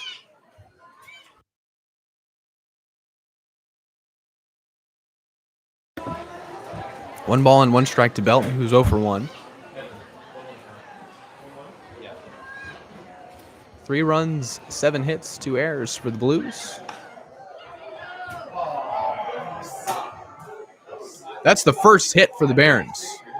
And Belton's trying to turn this into a double. He is safe. Ronnie Belton just lined one down the right field line past TJ Clarkson. He tried to turn what would have been a sure single into a double, and he does indeed. He's safe at second base. It is the first hit for the Barons. Heston Toll, through 5 innings, had not allowed a hit, and the only base runner had reached on an error. Stands in the top of the 6th, and Ronnie Belton has finally reached for the Barons. It's their first hit, and it's of the extra base variety. He is safe at second base. Blues have teased us with history before. Threatened to throw a combined no-hitter against the Santa Barbara Foresters. That's strike 1 to Alex Rodriguez. And in the top of the 9th, Andrew Kachel would single and ruin all the fun. That would go down as the Blues' best pitching performance. They only gave up 1 hit. Came in the top of the 9th. Toll delivers ball 1 to Rodriguez. Count even. Belton is safe at second. And, well, this is what we're talking about here. There's no outs in the top of the sixth. Blues have had plenty of opportunities to blow this thing open and make the lead insurmountable. It's only 3-0, and the Barons have a runner in scoring position. Ronnie Belton giving them their first hit.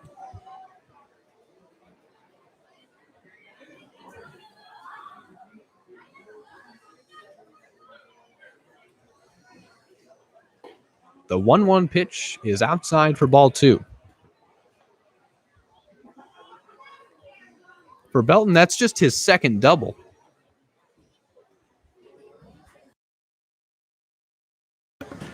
And in that first game against the Blues, he went 0 for 3.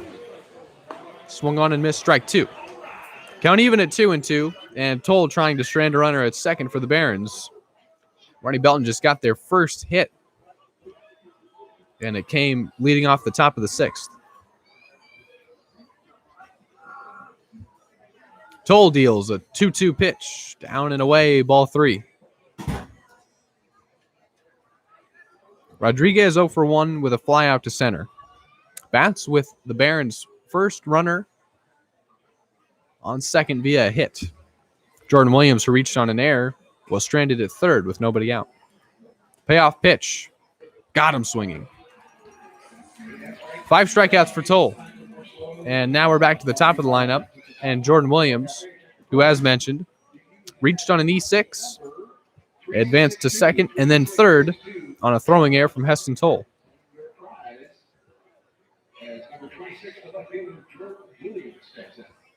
So Williams has reached, and other than that, grounded out to second.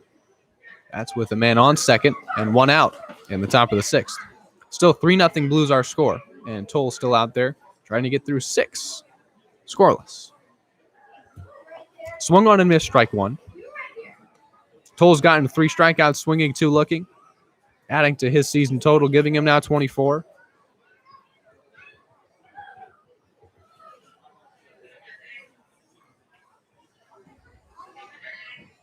On the count to Williams. Went with the fastball and misses for ball 1.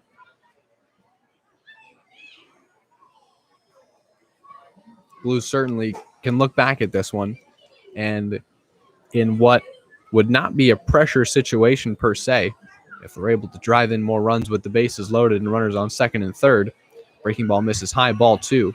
So far, it's what could have been, and the Barons are threatening to strike and make this thing a bit too close for comfort. 2 balls and 1 strike. Just 1 out in the top of the sixth. Toll trying to get through 6 scoreless. This one's fouled off, and it's 2-2.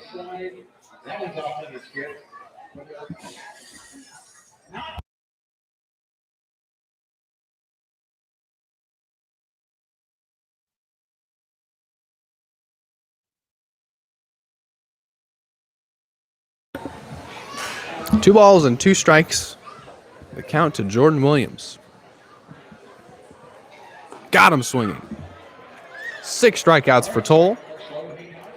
And is an out away from stranding that runner at second. 3-0 still our score. It'll be Nicholas Malbrough, who's 0 for 2 against him, tasked with bringing in that run. But Toll trying to get through 6 scoreless and match Evan Larson for the longest start of any Blues pitcher. Evan Larson went through 6 scoreless and hitless against the Santa Barbara Foresters. Toll trying to get through 6 scoreless and only allowing 1 hit. Deal strike 1 to Malbrough.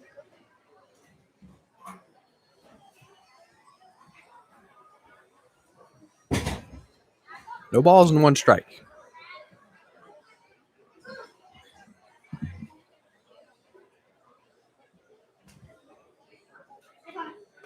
Fouled off, and now it's 0-2.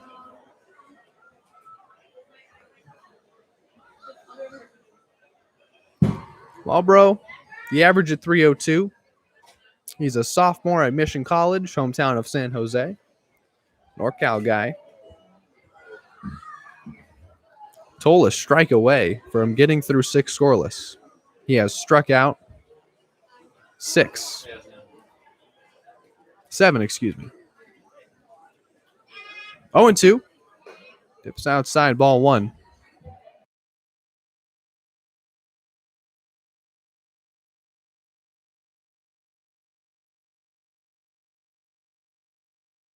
One ball and 2 strikes. Toll has indeed struck out 7. Did he check his swing? He did, and the count's even at 2-2.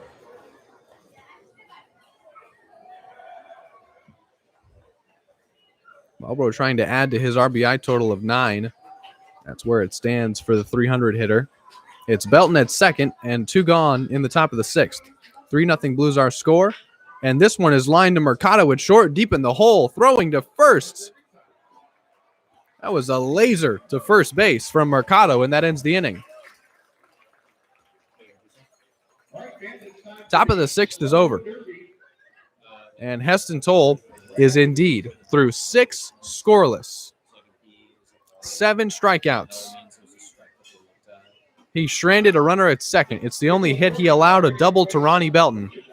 And it's 3-0 Blues.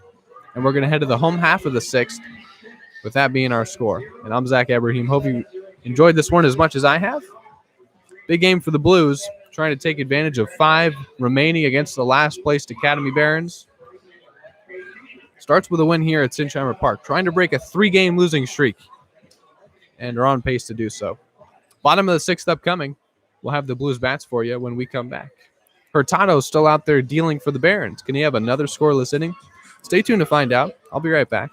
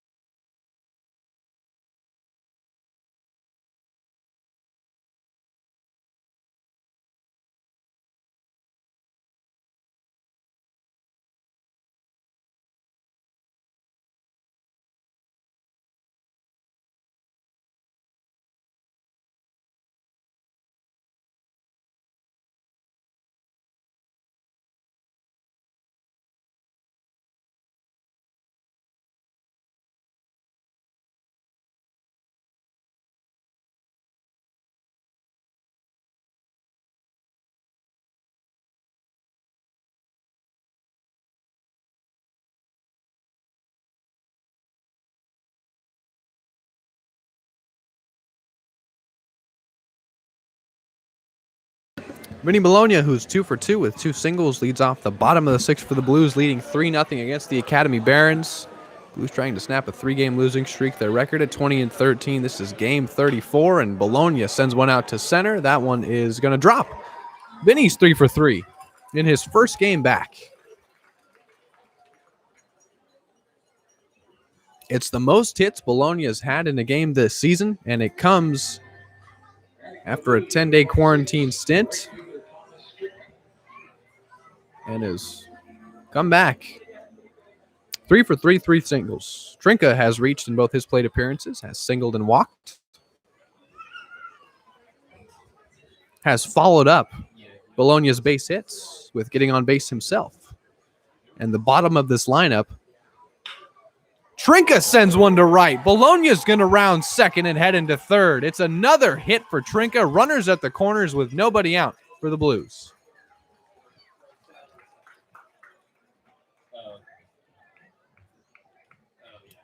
The bottom of this lineup has been incredible. That's now 5 hits combined for Bologna and Trinka. Mercado has reached twice on 2 errors, an E6 and an E3. A run scored in that as well. That came in the second. It's 3-0. The Blues have 9 hits, and there's runners at the corners with nobody out for Ruben Mercado facing Hurtado.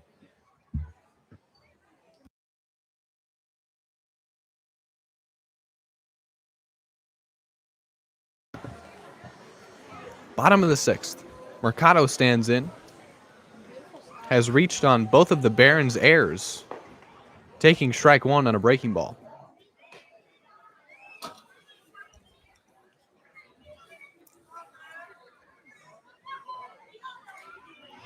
No outs, bottom 6, 0-1 the count to Mercado, a senior at San Jose State who is back to batting in the 9 hole. But that doesn't mean he hasn't been productive. Continuing to contribute and set the table for the top of this lineup. Sending one out to right center. That is drifting, and that is going to be caught. Running over was Belton to make the catch. Tagging and scoring is Bologna. It's 4-0 Blues.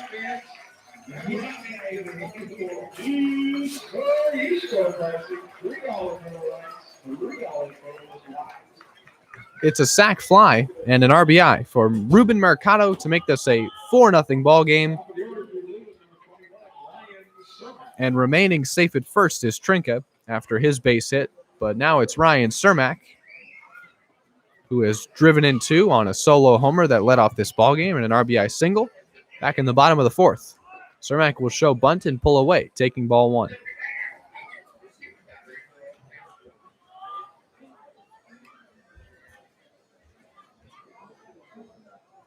So that's the first time the bottom of this lineup has failed to reach first base. But in the process, Mercado drives in a run to make it 4-0. Cermak stands in. 1-0 pitch from Hurtado is fouled back and out of play.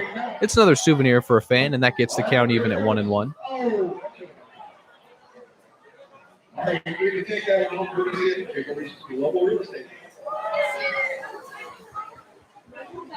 One ball and 1 strike to Cermak.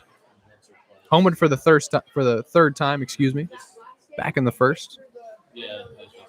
Drove in a run on a single. Hurtado throws over to first. Checking on Trinka. He's still safe.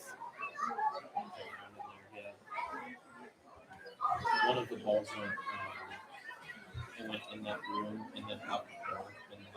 1 ball and 1 strike. 1 gone. I think she's Swung on and missed. Strike 2.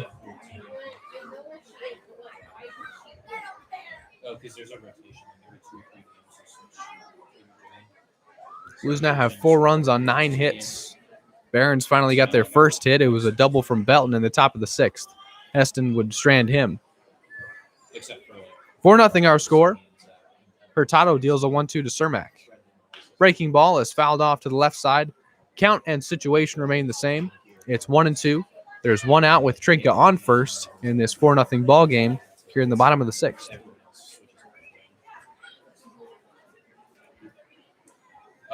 Yeah.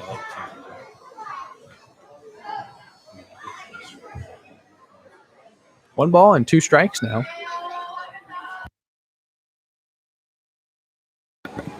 Throw over to first. And Trinka is safe. He was off the bag a good amount, had to dive back in to not get caught. Pickoff attempt by Hurtado. And Trinka's still safe. 4-0 our score. Cermak has driven in 2 of those. 1 ball and 2 strikes. Here's the pitch from Hurtado. Cermak pops that one up. It's in shallow right. And Marlborough will now concede to Belton, who makes the catch for the 2nd out. Now 2 away for TJ Clarkson, who's 0 for 3 with 2 strikeouts and a fly out to left. He'll bat with Trinka on first, and 2 gone now in the bottom of the 6th. 4-0 Blues our score.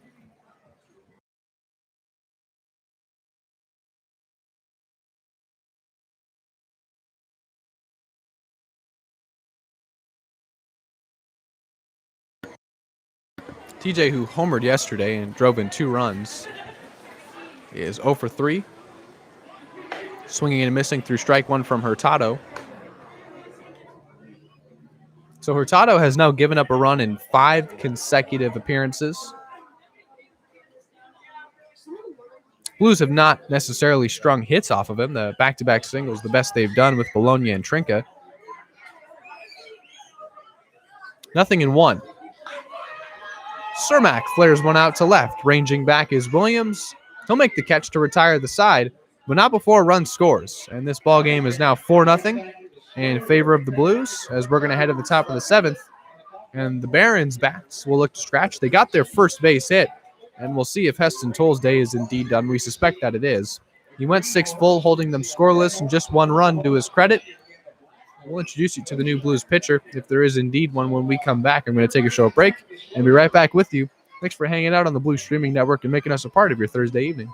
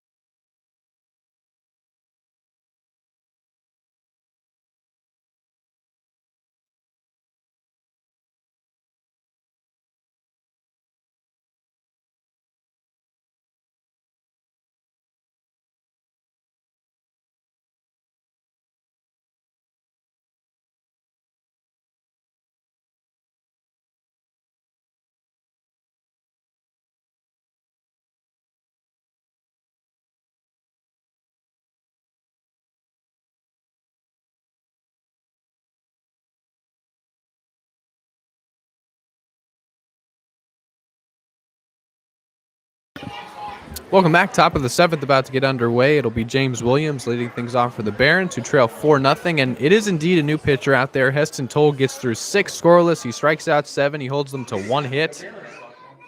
And now it is newly inserted, hard-throwing right-hander Ryan Ward. Set to protect this 4-run lead. And for Ward, it'll be his 10th appearance. The ERA at 2.64. 17 full innings pitched to his credit. And here's the first one. That's a ball that's way inside. Fastball, Dust Williams off the plate, and it's quickly 1 ball and no strikes. Ward, a sophomore at Texas San Antonio. The Roadrunners, they call him. Hometown of San Antonio for Ward. Playing his summer ball here in SLO. Now tied for the second most appearances out of this pen with Kevin Lyons. The only 3 men that have made double-digit appearances up until this point are Ward, Plyman, and Lyons. That dips low. Ball 2 quickly on 2 heaters thrown from Ward to Williams. Williams 0 for 2 with a pop out to second and a strikeout looking.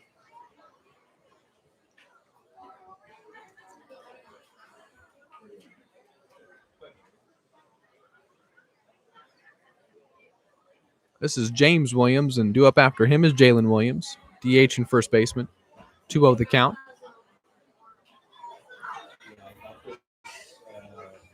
For James Williams, as he takes ball 3, and Ward struggling with a bit of command here early. James is a sophomore at Santa Ana College. Huntington Beach, California is his hometown. Average at 225. And did not play in that first game against the Blues. That season opener. James Williams was not in the lineup.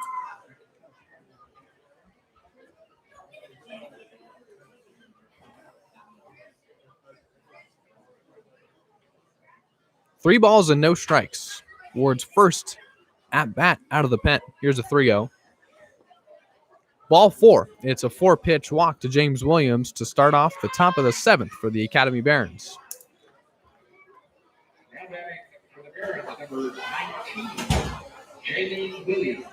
Here's Jalen Williams now. He's a sophomore at Jackson State, hometown of Fontana, California. His average at 223.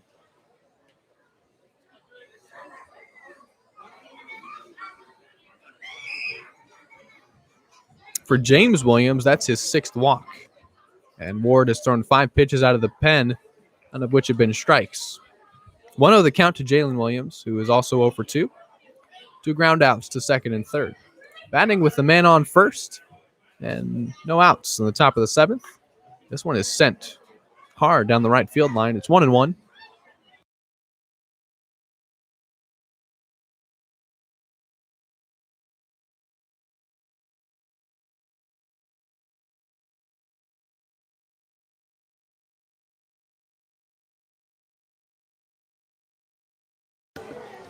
One ball and 1 strike to Jalen Williams, batting with James Williams at first. After taking a 4-pitch walk, that pitch gets away. It's a wild one from Ward, and that has Williams now in scoring position at second base for the 2nd consecutive inning. The Barons have a man on second with nobody out, and it's a 4-0 game.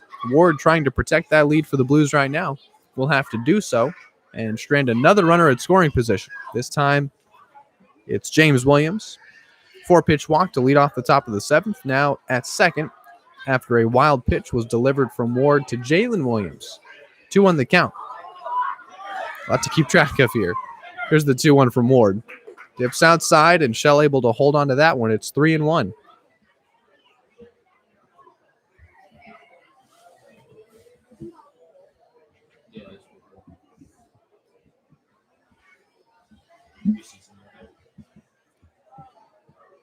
Three balls and 1 strike. That nips the outside part of the plate, and it's 3-2. Count full to Jalen Williams. Barron's looking to rally here. Again, it's only 4-0. Blues have had their chances to tack on more and put up a crooked number. Instead, it's been 4 runs on 9 hits, and that's swung on and missed. Would have been ball 4. Instead, it's strike 3 to Jalen Williams, and Ward gets a key first out. But the job not done as he has to face Alec Gonzalez. Top 7 in the CCL in average. 0 for 2 today.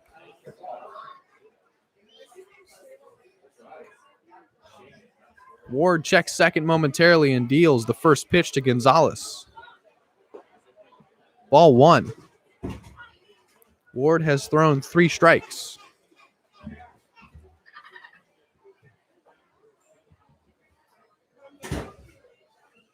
One nothing count to Gonzalez. And on second is Jalen Williams. James Williams, excuse me. Now it's 2-0.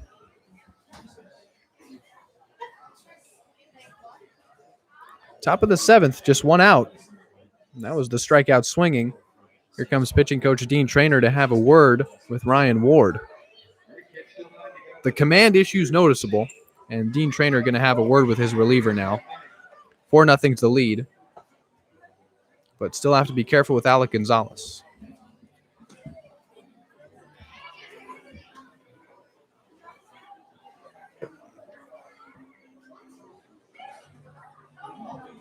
For Gonzalez, he not only leads the team in average, he leads them in hits, doubles, RBIs. He's a productive bat. A bat that went 0 for 3 against the Blues and walked once in that first game of the Barons season. But since then, he's coming off of a 4-hit game. He went 4 for 5 last night against the Saints in their 7-4 victory. He drove in 2 runs. He stole a base. He had a double. So he's coming off of one of his most productive days at the plate.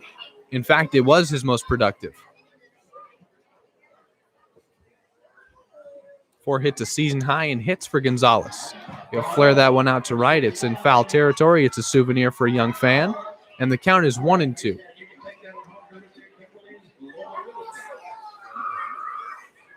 One out. In the top of the 7th, runner in scoring position is James Williams. He took a 4-pitch walk to lead off the inning. 4-0 Blues, still our score. Barron's trying to scratch. Flared out to right. Trinka ranges on, has room, makes the catch, tagging from second momentarily as the throw from Trinka was on a line. James Williams may have been out and was aware. 2 outs now in the top of the 7th for Julian Boyd. Batting next to the mirror is number 2, the center fielder, Julian Boyd. Boyd 0 for 2.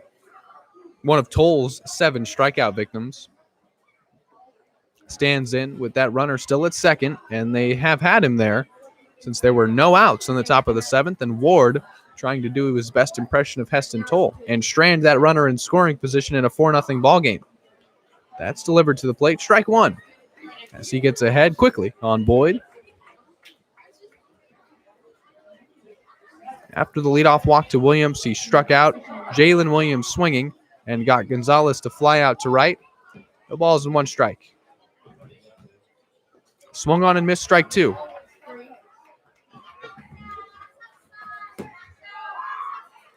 Ward a strike away from stranding a runner in scoring position for the Barons.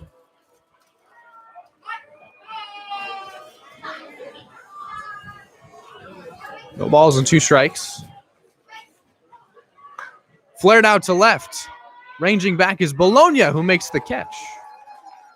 Barons threatened for a second consecutive inning, but Ward gets 3 consecutive outs to strand a runner at second.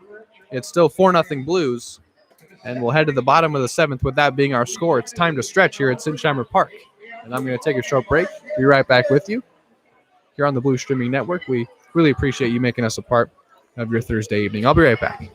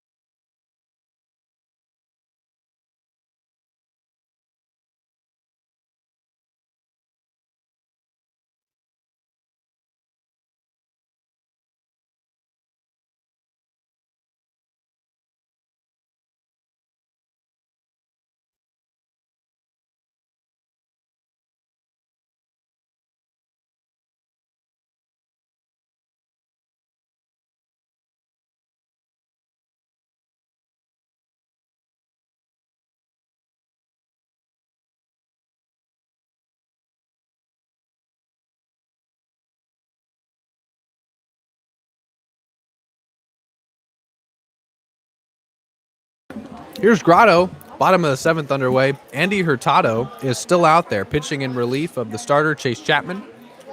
That's a breaking ball that dips low for ball 1.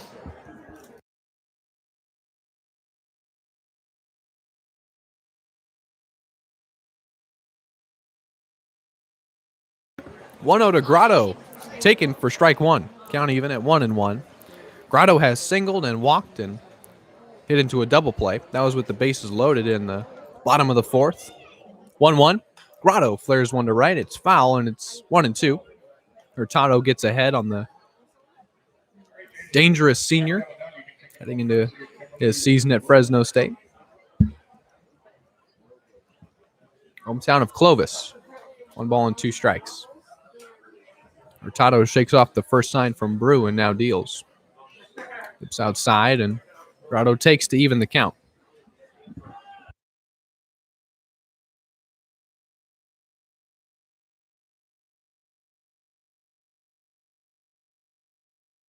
Two-two to Grotto.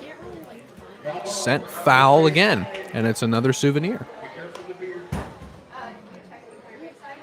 All right, if that one's in the bushes, you never get it. I can't quite tell. Don't find the bushes. You can get it, but check it out. Courtesy of Triple Reasons. 2 balls and 2 strikes. Grotto popped it up. Infield will have a look. Gonzalez is under it for the second out. Nope, that's the first out. Pop out to fifth gets us started, and Austin Shell will bat with 1 out and no one on in the bottom of the 7th. His team leading 4-0.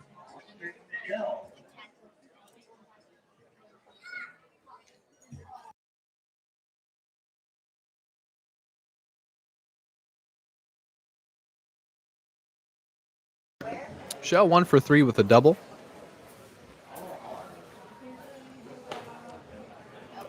Ball 1. Shell certainly welcome back the catcher position, something that the Blues had to throw together on the fly. 3 different starting catchers were in Austin's place. Didn't help that previously, early in July, when we were down in Irvine, Johnny Bloom fouled a ball off his shin, and he's been out for weeks now. And so Shell had been doing the catching primarily ever since Vince Martinez was able to come in and DH. 1-1. That's grounded foul to the left side. 1-2.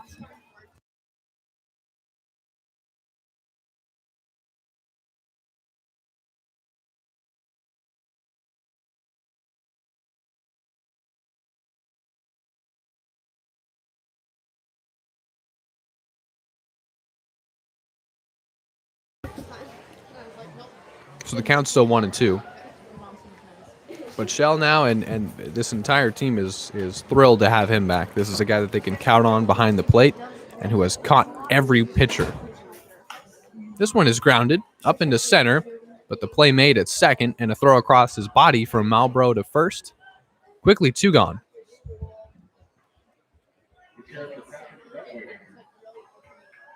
For 3 on that ground out, and here's Tate Samuelson, 0 for 3 today.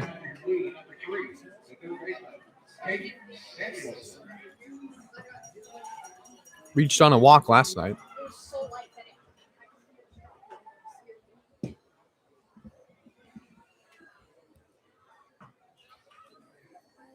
Hurtado facing Samuelson for the second time. Breaking ball in there for strike 1. Blues with their 4 runs on 9 hits, 4 combined errors committed in this one. We mentioned a couple games ago that the amount of errors in July certainly costly as Samuelson swings and misses. Strike 2. And in close losses, if some of those errors go the other way, maybe it results in more wins during the Blues streak without several starters. Samuelson was in there during that time in all 6 games, and he'll take a breaking ball and send it up into center field. It was caught by Malbrough before it entered the outfield, but it's an infield single and a base hit for Tate Samuelson, his first time reaching, this time via single.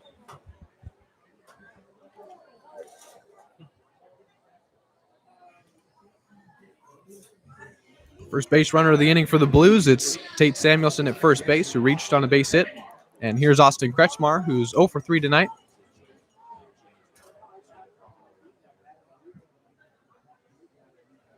Two outs, bottom 7, 4-0 Blues our score. That is their 10th hit. Kretschmar takes ball 1.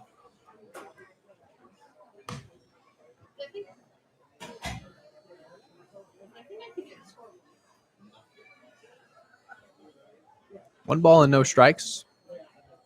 Hurtado eating up innings here. Chapman was solid. He did not get lit up at all. Obviously caught off guard as Cermak ambushed him in the first at-bat of the game. That was a solo homer.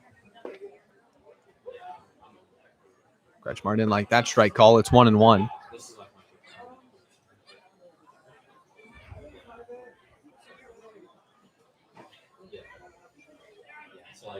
Kretschmar in a 1-1 count. Samuelson safe at first. 1 ball and 1 strike. Kretschmar takes a breaking ball and sends it. That took a high hop over the head of Gonzalez at third, and it's a second consecutive base hit.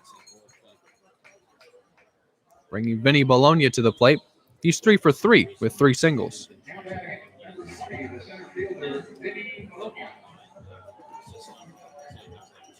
Bologna, who is excited to get back and is showing that with his play, has been showing that with his attitude. This is a guy who's had a lot of pent-up energy and is finally getting a chance to get back on the baseball diamond and step into that batter's box and be productive. He's done so. He's got the most hits in any game he's had this season. He's got three of which are singles, but now he brings that 3-3 output to the plate, and there's men on first and second for him. 2 gone in the bottom of the 7th. It's 4-0 Blues. They've got 11 hits now. Barons only have 1.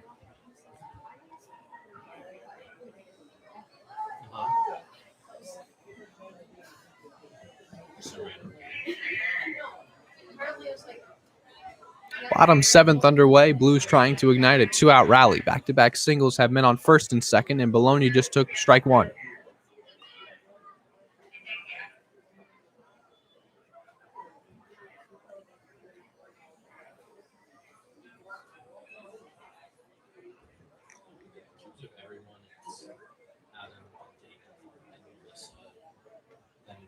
Oh, 1 to Bologna. Hurtado still in there. Has surrendered back-to-back singles of Samuelson and Kretschmar, both men reaching for the first time tonight. Bologna has not been out. Breaking ball grounded to the left side, and it's 0-2.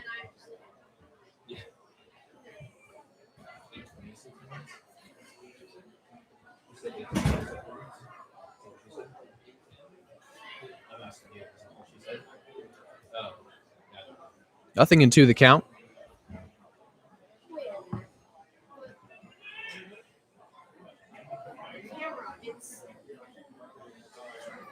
No balls and 2 strikes. Breaking ball is flared out of play. It's still 0-2. That's a souvenir for a fan. Second of the inning. 2 gone in the bottom of the 7th in this 4-0 ball game. Blues and Barons for the second time this year. After tonight, they'll play 4 more times in the Blues' final 8 games, and they've got to take advantage of these. The Barons in last place right now, reeling a bit. To have any chance at the playoffs, beating the Blues would certainly help, as they're 4.5 games behind them and have 5 games against them. Would have to start with a rally, but Bologna trying to tack on to the Blues' 4-0 lead here. 0-2 count. Here's the pitch from Hurtado. Swung on and missed strike 3. It's the first time Vinny's been out, and he'll strike out swinging with men on first and second, and that ends the bottom of the 7th. We'll head into the top of the 8th with 4-0 Blues still being our score, and the Barons with just their lone hit trying to scratch and play to run. All right, kids, take a look out on the third base side. You're going to see our entrance. We're going to take a short break and be right back with you. Footloose frenzies going on in left field, and enjoy that. It's always a good one. Little Kenny Loggins for you over the loudspeakers. Blues looking good. 4-0 our score, facing the Barons. Another inning of relief for Ryan Ward coming up, trying to protect a 4-0 lead. Barons bats will be up in the top of the 8th when we come back. I'm going to take a short break and be right back with you.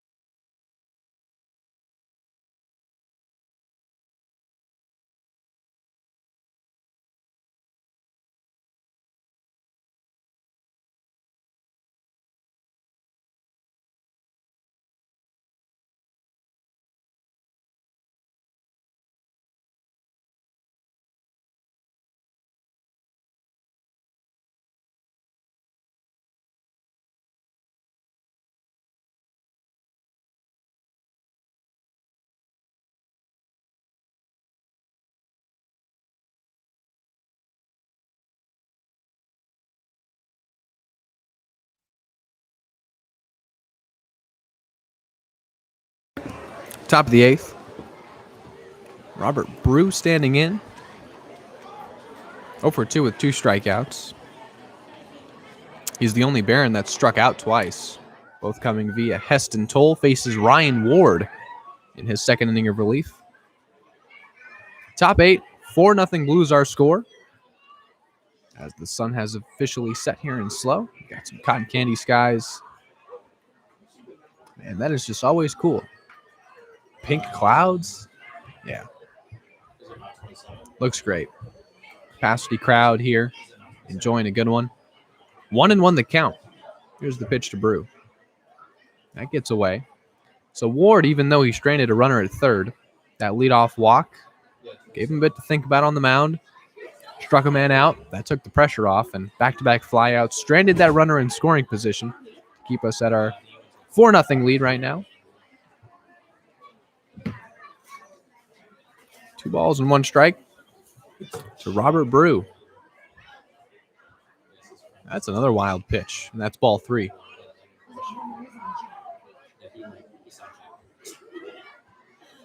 It's like taking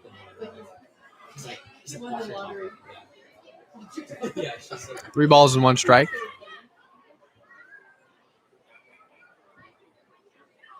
Righty on righty. That's in there. Strike 2. Count full.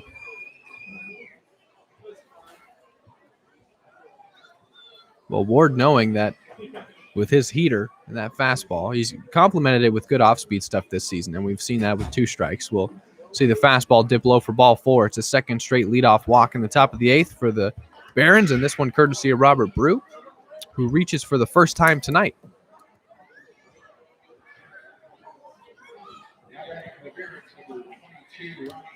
Well, Ward has known that if he wants to become a dominant pitcher, reliever, or starter, he's got to work on commanding the fastball. He's been throwing 90 miles an hour since he was 16 years old, and that's a lot to deal with out of that right arm. Here's the first pitch. That's strike 1 to Ronnie Belton, the man who has the only hit for the Barons tonight. That was a double. A double that led off an inning.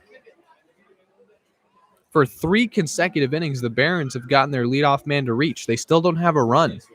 No balls and 1 strike. That's fouled away, and it's 0-2.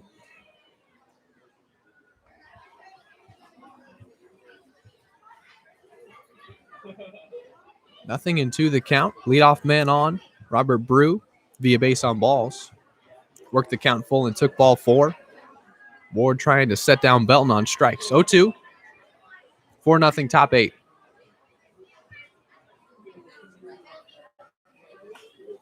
Flared out and into foul territory. Still 0-2. It's another souvenir.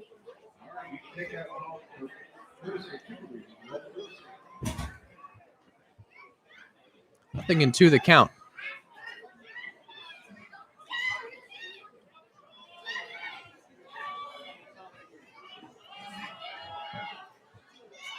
Second straight 0-2 pitch from Ward to Belton. That's a wild pitch, and that'll allow Brew to take second base.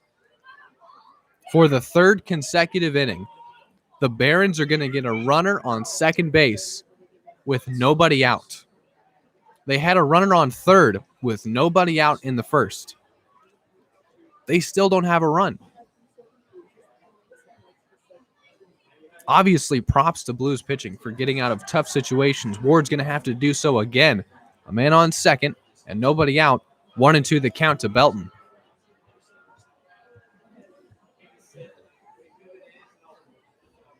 Time called. So we saw Toll deal with this twice. Man on third in the first, nobody out. He was able to get 3 consecutive. Yeah. 1-2. Dips low, and Shell able to stop that one. It's 2-2.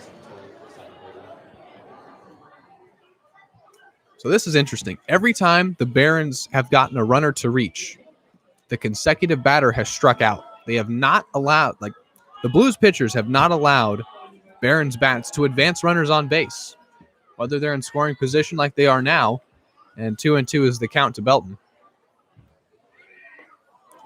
He went around. And that's strike 3. They do it again. Leadoff man gets on, and then they strike out the subsequent batter. Runner at second now with 1 out, and we're still in the top of the 8th in a 4-0 ball game. Jordan Williams reached on an error to start the ball game. He'd advanced to third as there was a throwing error from the man on the mound. Consecutive man, Malbrough would strike out. Ronnie Belton would lead the 6th off with a double. Alex Rodriguez after him would strike out. James Williams led off the 7th with a walk. Jalen Williams after him would strike out. Robert Brew just led this inning off with a walk. Ronnie Belton after him would strike out. 1 ball and no strikes to count to Alex Rodriguez, 0 for 2 today. 1 out, top 8 in a 4-0 ball game.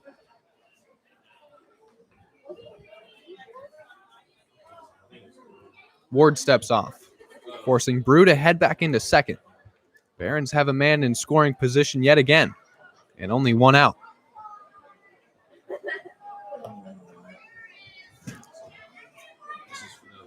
One ball and no strikes. That's strike 1, count even.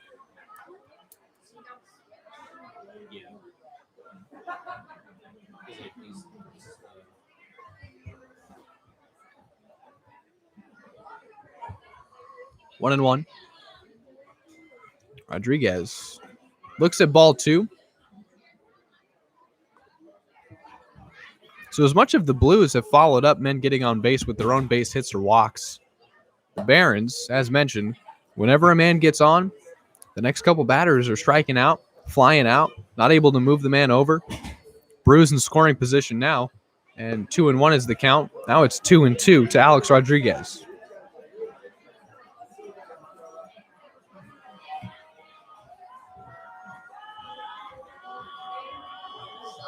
Ward has struck out 2. 2 balls and 2 strikes. That's ball 3 in the dirt, and now Brew's in a pickle. Shell's going to gun to second, and now Kretschmar has it, throwing to Samuelson. Samuelson throwing to Mercado, and Mercado's going to toss, and they've got him. The Barons have not capitalized whatsoever with leadoff men getting on base. It's the 3rd consecutive inning that they've done so. Now there's 2 outs and a full count to Alex Rodriguez. That runner on second has been erased. It's still 4-0 Blues. And as much of the Barons have not capitalized, the Blues have dodged bullets. And it's been because of sharp pitching in tough situations. Here's a payoff pitch. That's ball 4. They're going to get another man on. It is the third time, that a Barons batter has walked. This time it's Rodriguez reaching for the first time in this ball game. Second walk of this inning for Ward, his 3rd out of the pen. Now we'll have to get through the top of this lineup, and Jordan Williams, who reached to lead off the ball game on an E6. 2 outs, top 8. 4-0 Blues our score. That dips low, ball 1. Jordan Williams, a CCL All-Star, selected to the South team.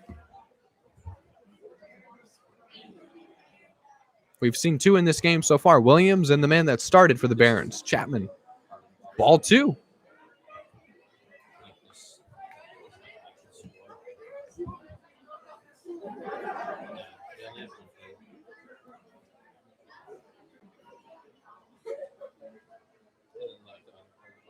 Two balls and no strikes. Williams stands in from the left side and takes strike 1. Has yet to lift the bat off his shoulder, and the count is 2-1. 2 outs in the top of the 8th. Ward pitching around any traffic he's faced. Any traffic he's faced has been because of his own lack of command, as he's walked 3 batters out of the pen, but it's led to no damage, as the Barons still have no runs and trail 4-0. Time called. Shell thought about running out to meet Ward. Just wanted to go through the signs one more time. 2 balls and 1 strike to Jordan Williams. 2 outs in the top of the 8th. Runner on first is Alex Rodriguez, who just walked. He'll take off for second now. Swung on and missed. Gunning to second is Shell. Not in time to get him. It's a stolen base for A-Rod. He is safe now. He's in scoring position. And the count is 3-1 to Williams.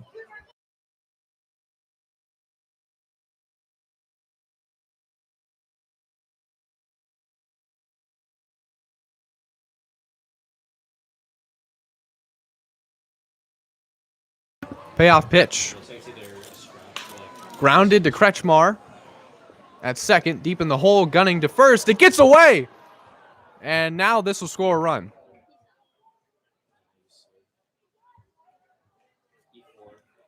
That's going to be an error on Austin Kretschmar. He had to field that one in shallow right. He threw to Clarkson at first. We've seen a couple balls get away at first base. It's the third error for the Blues, and this one will finally lead to the Barons tacking on a run. It's 4-1 now.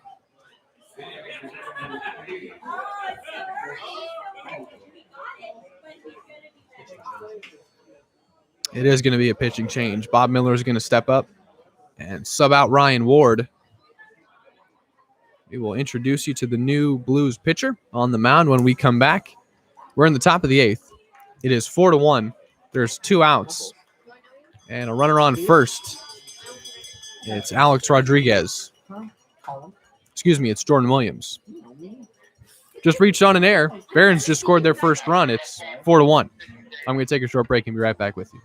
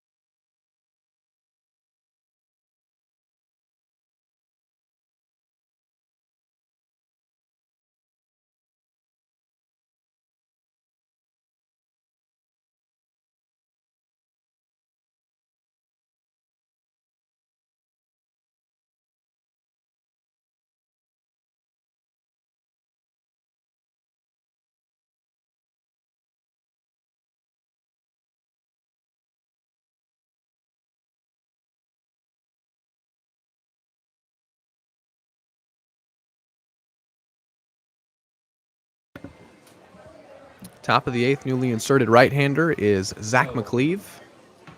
We also welcome Zach back from his 10-day quarantine stint.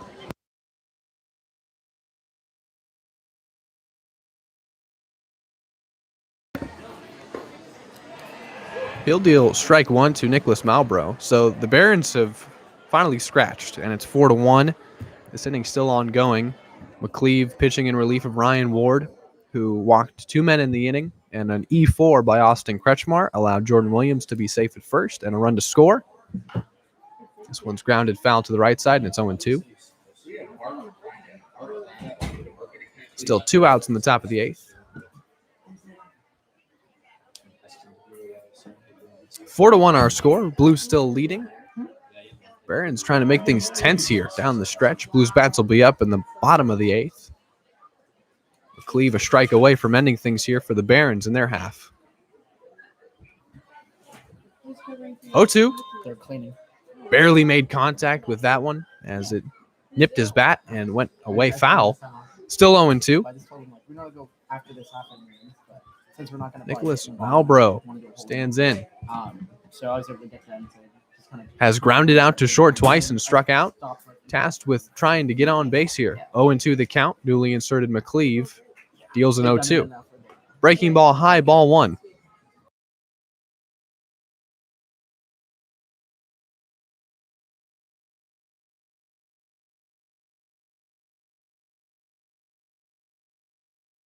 McCleve will check first. His last outing did not go his way. That one is swung on and missed into the glove of Austin Shell. This will go his way. He'll strike out Malbrough, and the Barons, after plating one run, still trail 4-1. And the Blues Bats will have their chance to respond in the bottom half of the eighth. I'm going to take a short break and be right back with you. Thanks for making us a part of your Thursday evening here on the Blues Streaming Network.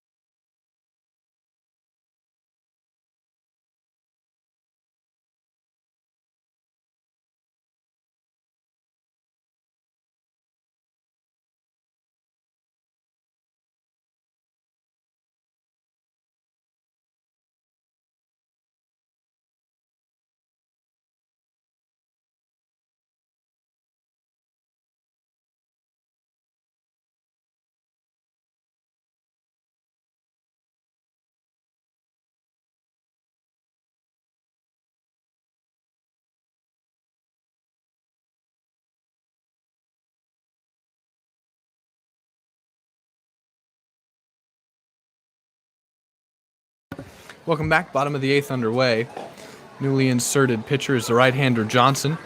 For the Barons, who trail 4-1, Justin Trimble is pinch hitting in the place of Thomas Trinket. 2-1 is the count. In the process of this bottom of the eighth taking place, we're going to bring in another guest analyst as Trimble flares one out to left. It drifts just foul as it had enough distance, but did not stay fair. 2-2 is the count. For the third consecutive night, we're going to bring on a guest analyst, and we're going to bring on, for the first time, Brendan Fisher. Brendan, how's it going? I'm doing great. Thank you. How are you? Good, man, as always. So Brendan has seen Colin be an analyst. We had Brooke Olson on yesterday. Mm-hmm. You know, you're following up some good performers. Yeah. Some people that have come in and done their job very well. Here's a 2-2 to Trimble.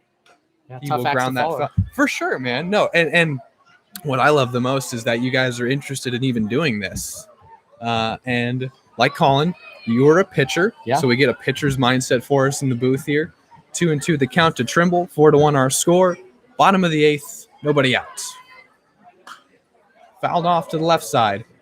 So, director of merchandise. Yeah. And we've documented this. We've interviewed you before. Yeah, we did. And now you're an analyst with us here in the press box. So, how did you get merchandise set up and taken down so fast? You had people helping you out today? I did. I was able to sneak away for a little bit and get some people to cover me just so I can come up here and get the sitting done with you because really wanted to get the experience. So No, you've been asking. You're like, listen, I don't know how I'm going to do it, but I'm going to try. Yeah. Set up early. Here's a payoff pitch. Trimble swings and misses through strike 3. There is one out now for Ruben Mercado in the bottom of the 8th. Who are some players, Brendan, that you've gotten to know off the field a little more? We had Brooke Olson tell us some hilarious stories about TJ Clarkson, Tate Samuelson. Who are some guys that you've met and have left an imprint on you, just not only as players, but as people? Yeah. So I've met, I'd say 6 or 7 of the players right now, and they've all been wonderful, great guys. One of them is the pitcher that just came in relief, Zach McCleve. Yeah. Really nice guy. I was able to talk a lot about pitching, his recruitment process, just really anything, life in general. Really nice guy, down to talk about whatever. And obviously a great pitcher. Yeah, he is. And then some other guys we've gotten to know. Heston Toll from Arkansas. Started this game. Yeah, pitched he was very well. phenomenal. It's nice. Got to talk to him a little bit before the game, just see how he's doing, find out that he's starting. So that was cool. And then also John Kelly from Oklahoma State. Nice. Great guy. Thomas Trinka, who's just been hit for. Very friendly guy. Yeah. And then Austin Shell, catcher from Fullerton. I have a couple buddies that play at Fullerton, so I was able to make a mutual connection with him and talk a little bit about baseball. So that was really cool. Mercado grounds one back to Johnson, and he'll throw from the mound to first for the second out. Yeah. I think that's what's been so cool about this process is I get to know the guys more probably when we're on the bus and we're driving, to our road games. And that's a chance whenever we stop for food, I'll go talk to him. Ryan Cermak steps in now, bottom of the 8th, 2 outs, no one on, and 4-1 still our score. So Cermak's one of these guys now that we just get him back today. Yeah. We have Cermak, Trimble, who just hit, Bologna, and Shell as Kretschmar swings and misses through strike 1. With 9 games left in this season, how big of a lift is it to get those guys back now when they have games to kind of get back into rhythm before the playoffs start? 0-1 dips away. It's 1-1 now. I think that's what's the biggest part is they're going to come back now. They have games to get under their belt before we get into the playoffs. Exactly. But how huge is it? Cermak led this game off with a homer. It's Exactly. like he never left. I think it's a huge chemistry thing. There were not that many guys. Once we had some guys go on the smokes one out to left center. That one is drifting and will be. Is that caught? Wow. They're going to say he didn't make the catch. It'll go down as a double for Cermak, his second extra base hit of the night and his 3rd hit overall. Continue. Yeah, great effort, though. So I think it's a big team chemistry thing. We had, I'd say 5 or 6 guys that just weren't with us, and you can just tell in the dugout how empty it is because pitchers kind of separate from the hitters. So guys aren't always as tight as they are because there's only so many in each dugout and bullpen. But once you get these guys back, right after that home run from Cermak, you could just see in the dugout how excited they were. Yeah. And it was just such a different feeling from these last 2 games. They finally have some life, and it just kind of brings energy into the whole stadium too. But having these guys back, it really gets everyone going and realizing just getting in their rhythm. Cermak just doubled. He's safe at second base. There's 2 outs in the bottom of the 8th for TJ Clarkson, who's 0 for 4 tonight. I think you hit on it. The big thing I noticed, even when we were watching these guys hit BP, was the energy they had. This one is sent out to center. This one's carrying, but this will be ranged on and caught by Boyd. That's the 3rd out. We've got Brendan Fisher joining us for the first time this season, guest analyst. Bottom of the 8th is over, but Brendan, we got 3 more outs for you. Oh, yeah. When we come back in the top of the 9th, don't go anywhere. It is 4-1 in favor of the Blues.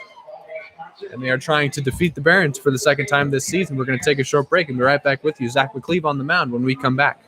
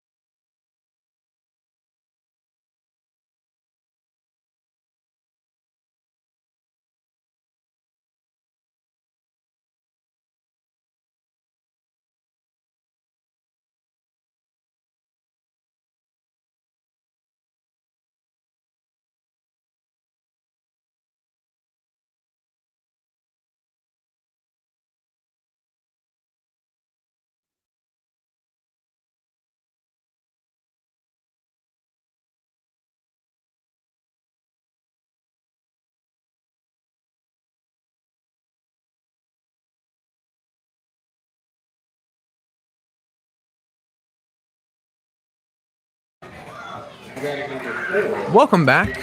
Top of the ninth underway. Blues are 3 outs away from snapping a 3-game losing streak. Zach McCleve tasked with doing so and faces James Williams. We've got guest analyst Brendan Fisher joining us in the booth.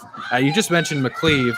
This is the funniest guy on the team, in my opinion. Oh, he's hilarious. This guy, Great personality. He's no nonsense on the mound, obviously, as he deals ball one to Williams. But this is a guy whose personality clearly fits with everyone else on this team. They love him. Yeah, I'd say him and Matt Sox, 2 guys that are just Teammates. hilarious. Oh, yeah, exactly. And it just kind of shows they're hilarious together and separate.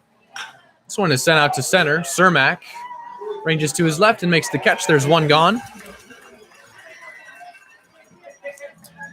And now Jalen Williams will step to the plate. 0 for 3 tonight. 4-1 our score with the Blues in front, trying to snap a 3-game losing streak. The Blues have lost 3 in a row 3 times this season, Brendan, which is just interesting that the losses kind of come in bunches. Yeah. One of which, of course, where we had starters out. But it's the way they've snapped out of those losing streaks that has always been impressive because it leads almost always to another winning streak. Yeah, exactly. I'm surprised when you hear that first stat of 3 times having 3 losses in a row. You think their record would be so much different, but having a record of, I believe 20-13. Yep. It's pretty remarkable. Especially now that they're just going to get these guys back. And here's an 0-1. Grounded to TJ Clarkson. He will take it to the bag unassisted, and a very athletic play over at first for TJ. And there's one gone. 2 gone. 2 gone. Thank you, Brendan. 2 down in the top of the ninth for Alec Gonzalez, who is 0 for 3. And batting number 16. I think here's what's you want another statistic for you. Mm-hmm. So the Blues have won 20 games, right?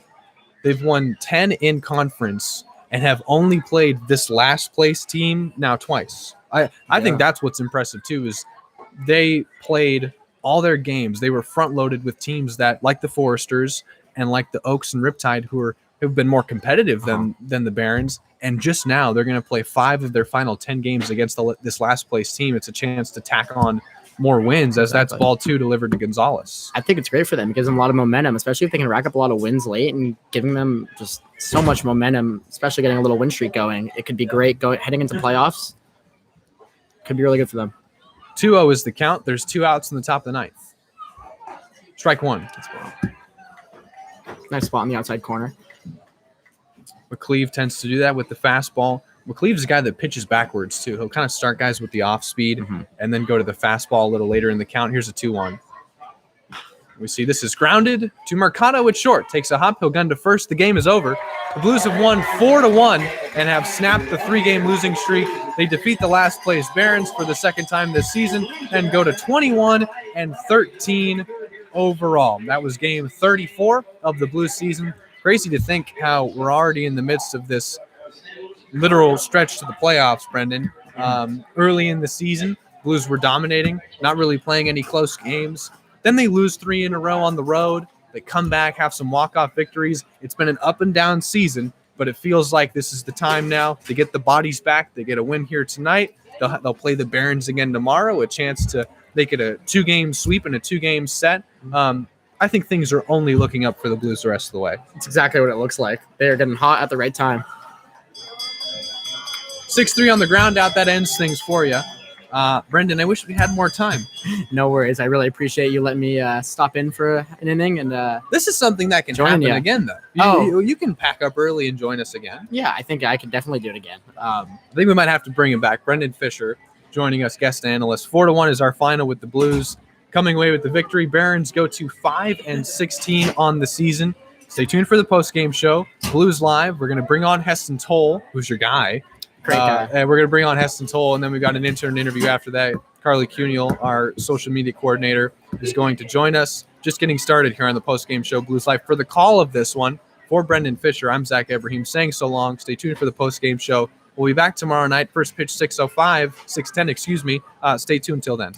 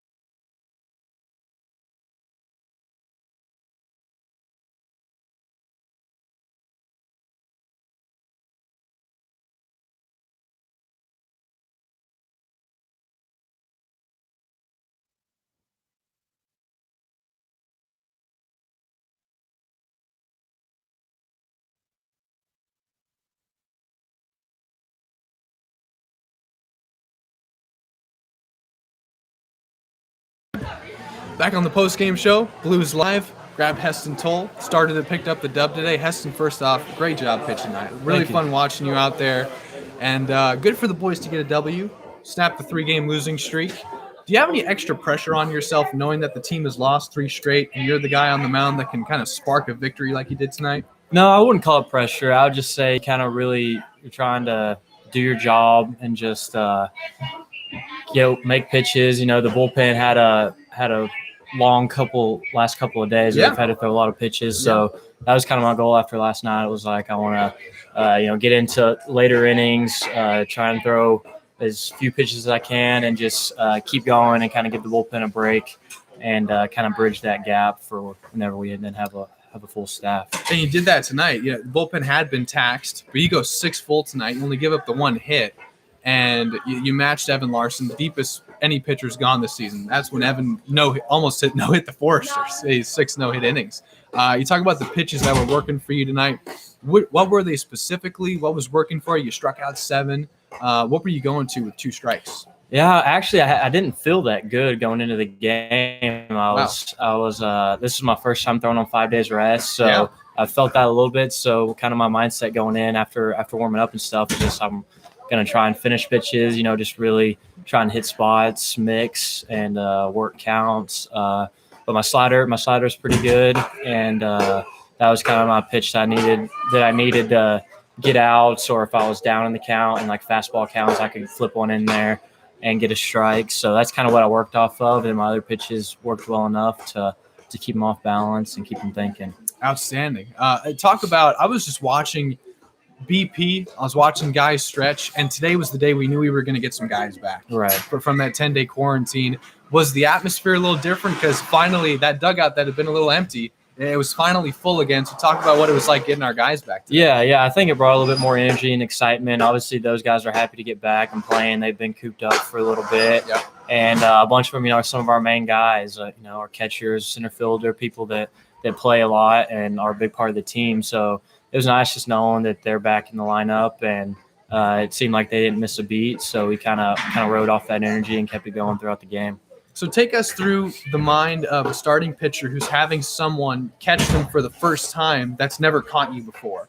One thing that I thought about was he's not used to the movement of your pitches. So framing pitches, you might not get as many strike calls. Right. But take us through what it's like to have someone catching you for the first time that you had just met like 2 days ago, right. Compared to a guy like Shell who, has obviously caught you multiple times this season and has been a guy in this lineup day in and day out. Talk about the difference and the challenges of going from one to the other. Yeah, I think it's more just being patient. That they're not going to be perfect every time, and rightfully so. So, as a competitor, sometimes you throw one and you're like, dang, like that should have been a strike, or he didn't frame that well enough. You kind of just have to take a step back and know that they're trying. Obviously, they're not doing it on purpose. So just try and have as much confidence in them as possible, and hopefully they're doing the same for you. And then just as the game moves on, hopefully you kind of gel and it gets a little smoother. But it's summer ball. It's not going to be perfect. Everyone's just trying to work on stuff and get better and stuff like that. So just being patient and knowing that they're gonna go out there and try their best no matter what. Without question. Last question for you, Heston, then we'll let you go. You told me that the coaching staff at Arkansas, they told you that they're going to start you next year and that you're going to fill into that role. And you had only pitched out of the pen in your time at Arkansas. How excited are you knowing that you're getting these reps now in the summer to go back and contribute to the Razorbacks? Yeah, it's been great. It's really helpful just because the fall in Arkansas is very competitive. We have a lot of guys vying for a few spots. So there's not a whole lot of room for error or any hiccups. So this is giving me a good time to kind of iron out some stuff, see what's working, see what's not. And just when I get there, I kind of know exactly the plan that I plan to attack hitters, plan to get ready to pitch, almost everything. It's all kind of ironed out, and hopefully it's just kind of a smooth transition into the fall, and I can keep it going from there. All right, best of luck to you, Heston. Yes, sir. One of my favorite guys on the team, Thank Heston you. Toll. Fun watching you pitch today, brother. Thank you. I appreciate it. That's Heston Toll, winning pitcher, 6 full innings, 7 strikeouts. Blues get the win, and we'll be back tomorrow. Heston, you're good to go, man. Thank you. Awesome.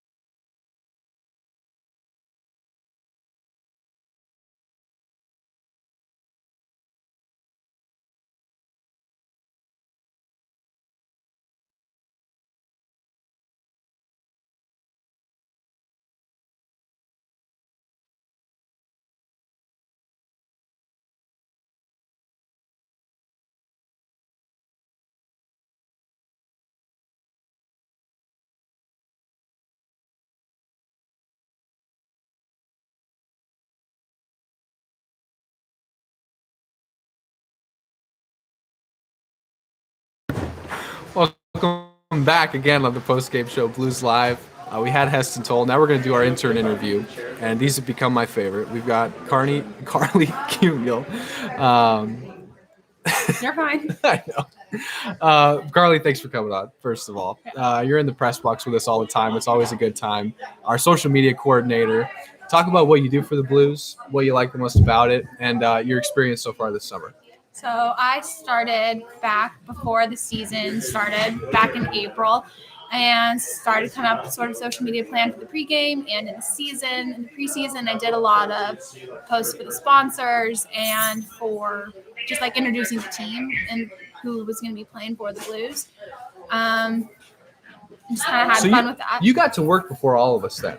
Yes. That's what I just learned. Okay, so that's interesting. So there were a handful of us up in the coming into the office. Yeah. Okay, so talk about, your work in social media. What are your favorite types of posts to do? What's the platform? Is it Instagram? Is it Twitter? What are your favorite posts to do for the Blues? Instagram is probably my favorite platform. Okay. Just because that's the most. It has come to encompass kind of all of these platforms. Doesn't steal from all of them. Okay. We've started trying to make TikToks. Those have been fun. Yeah.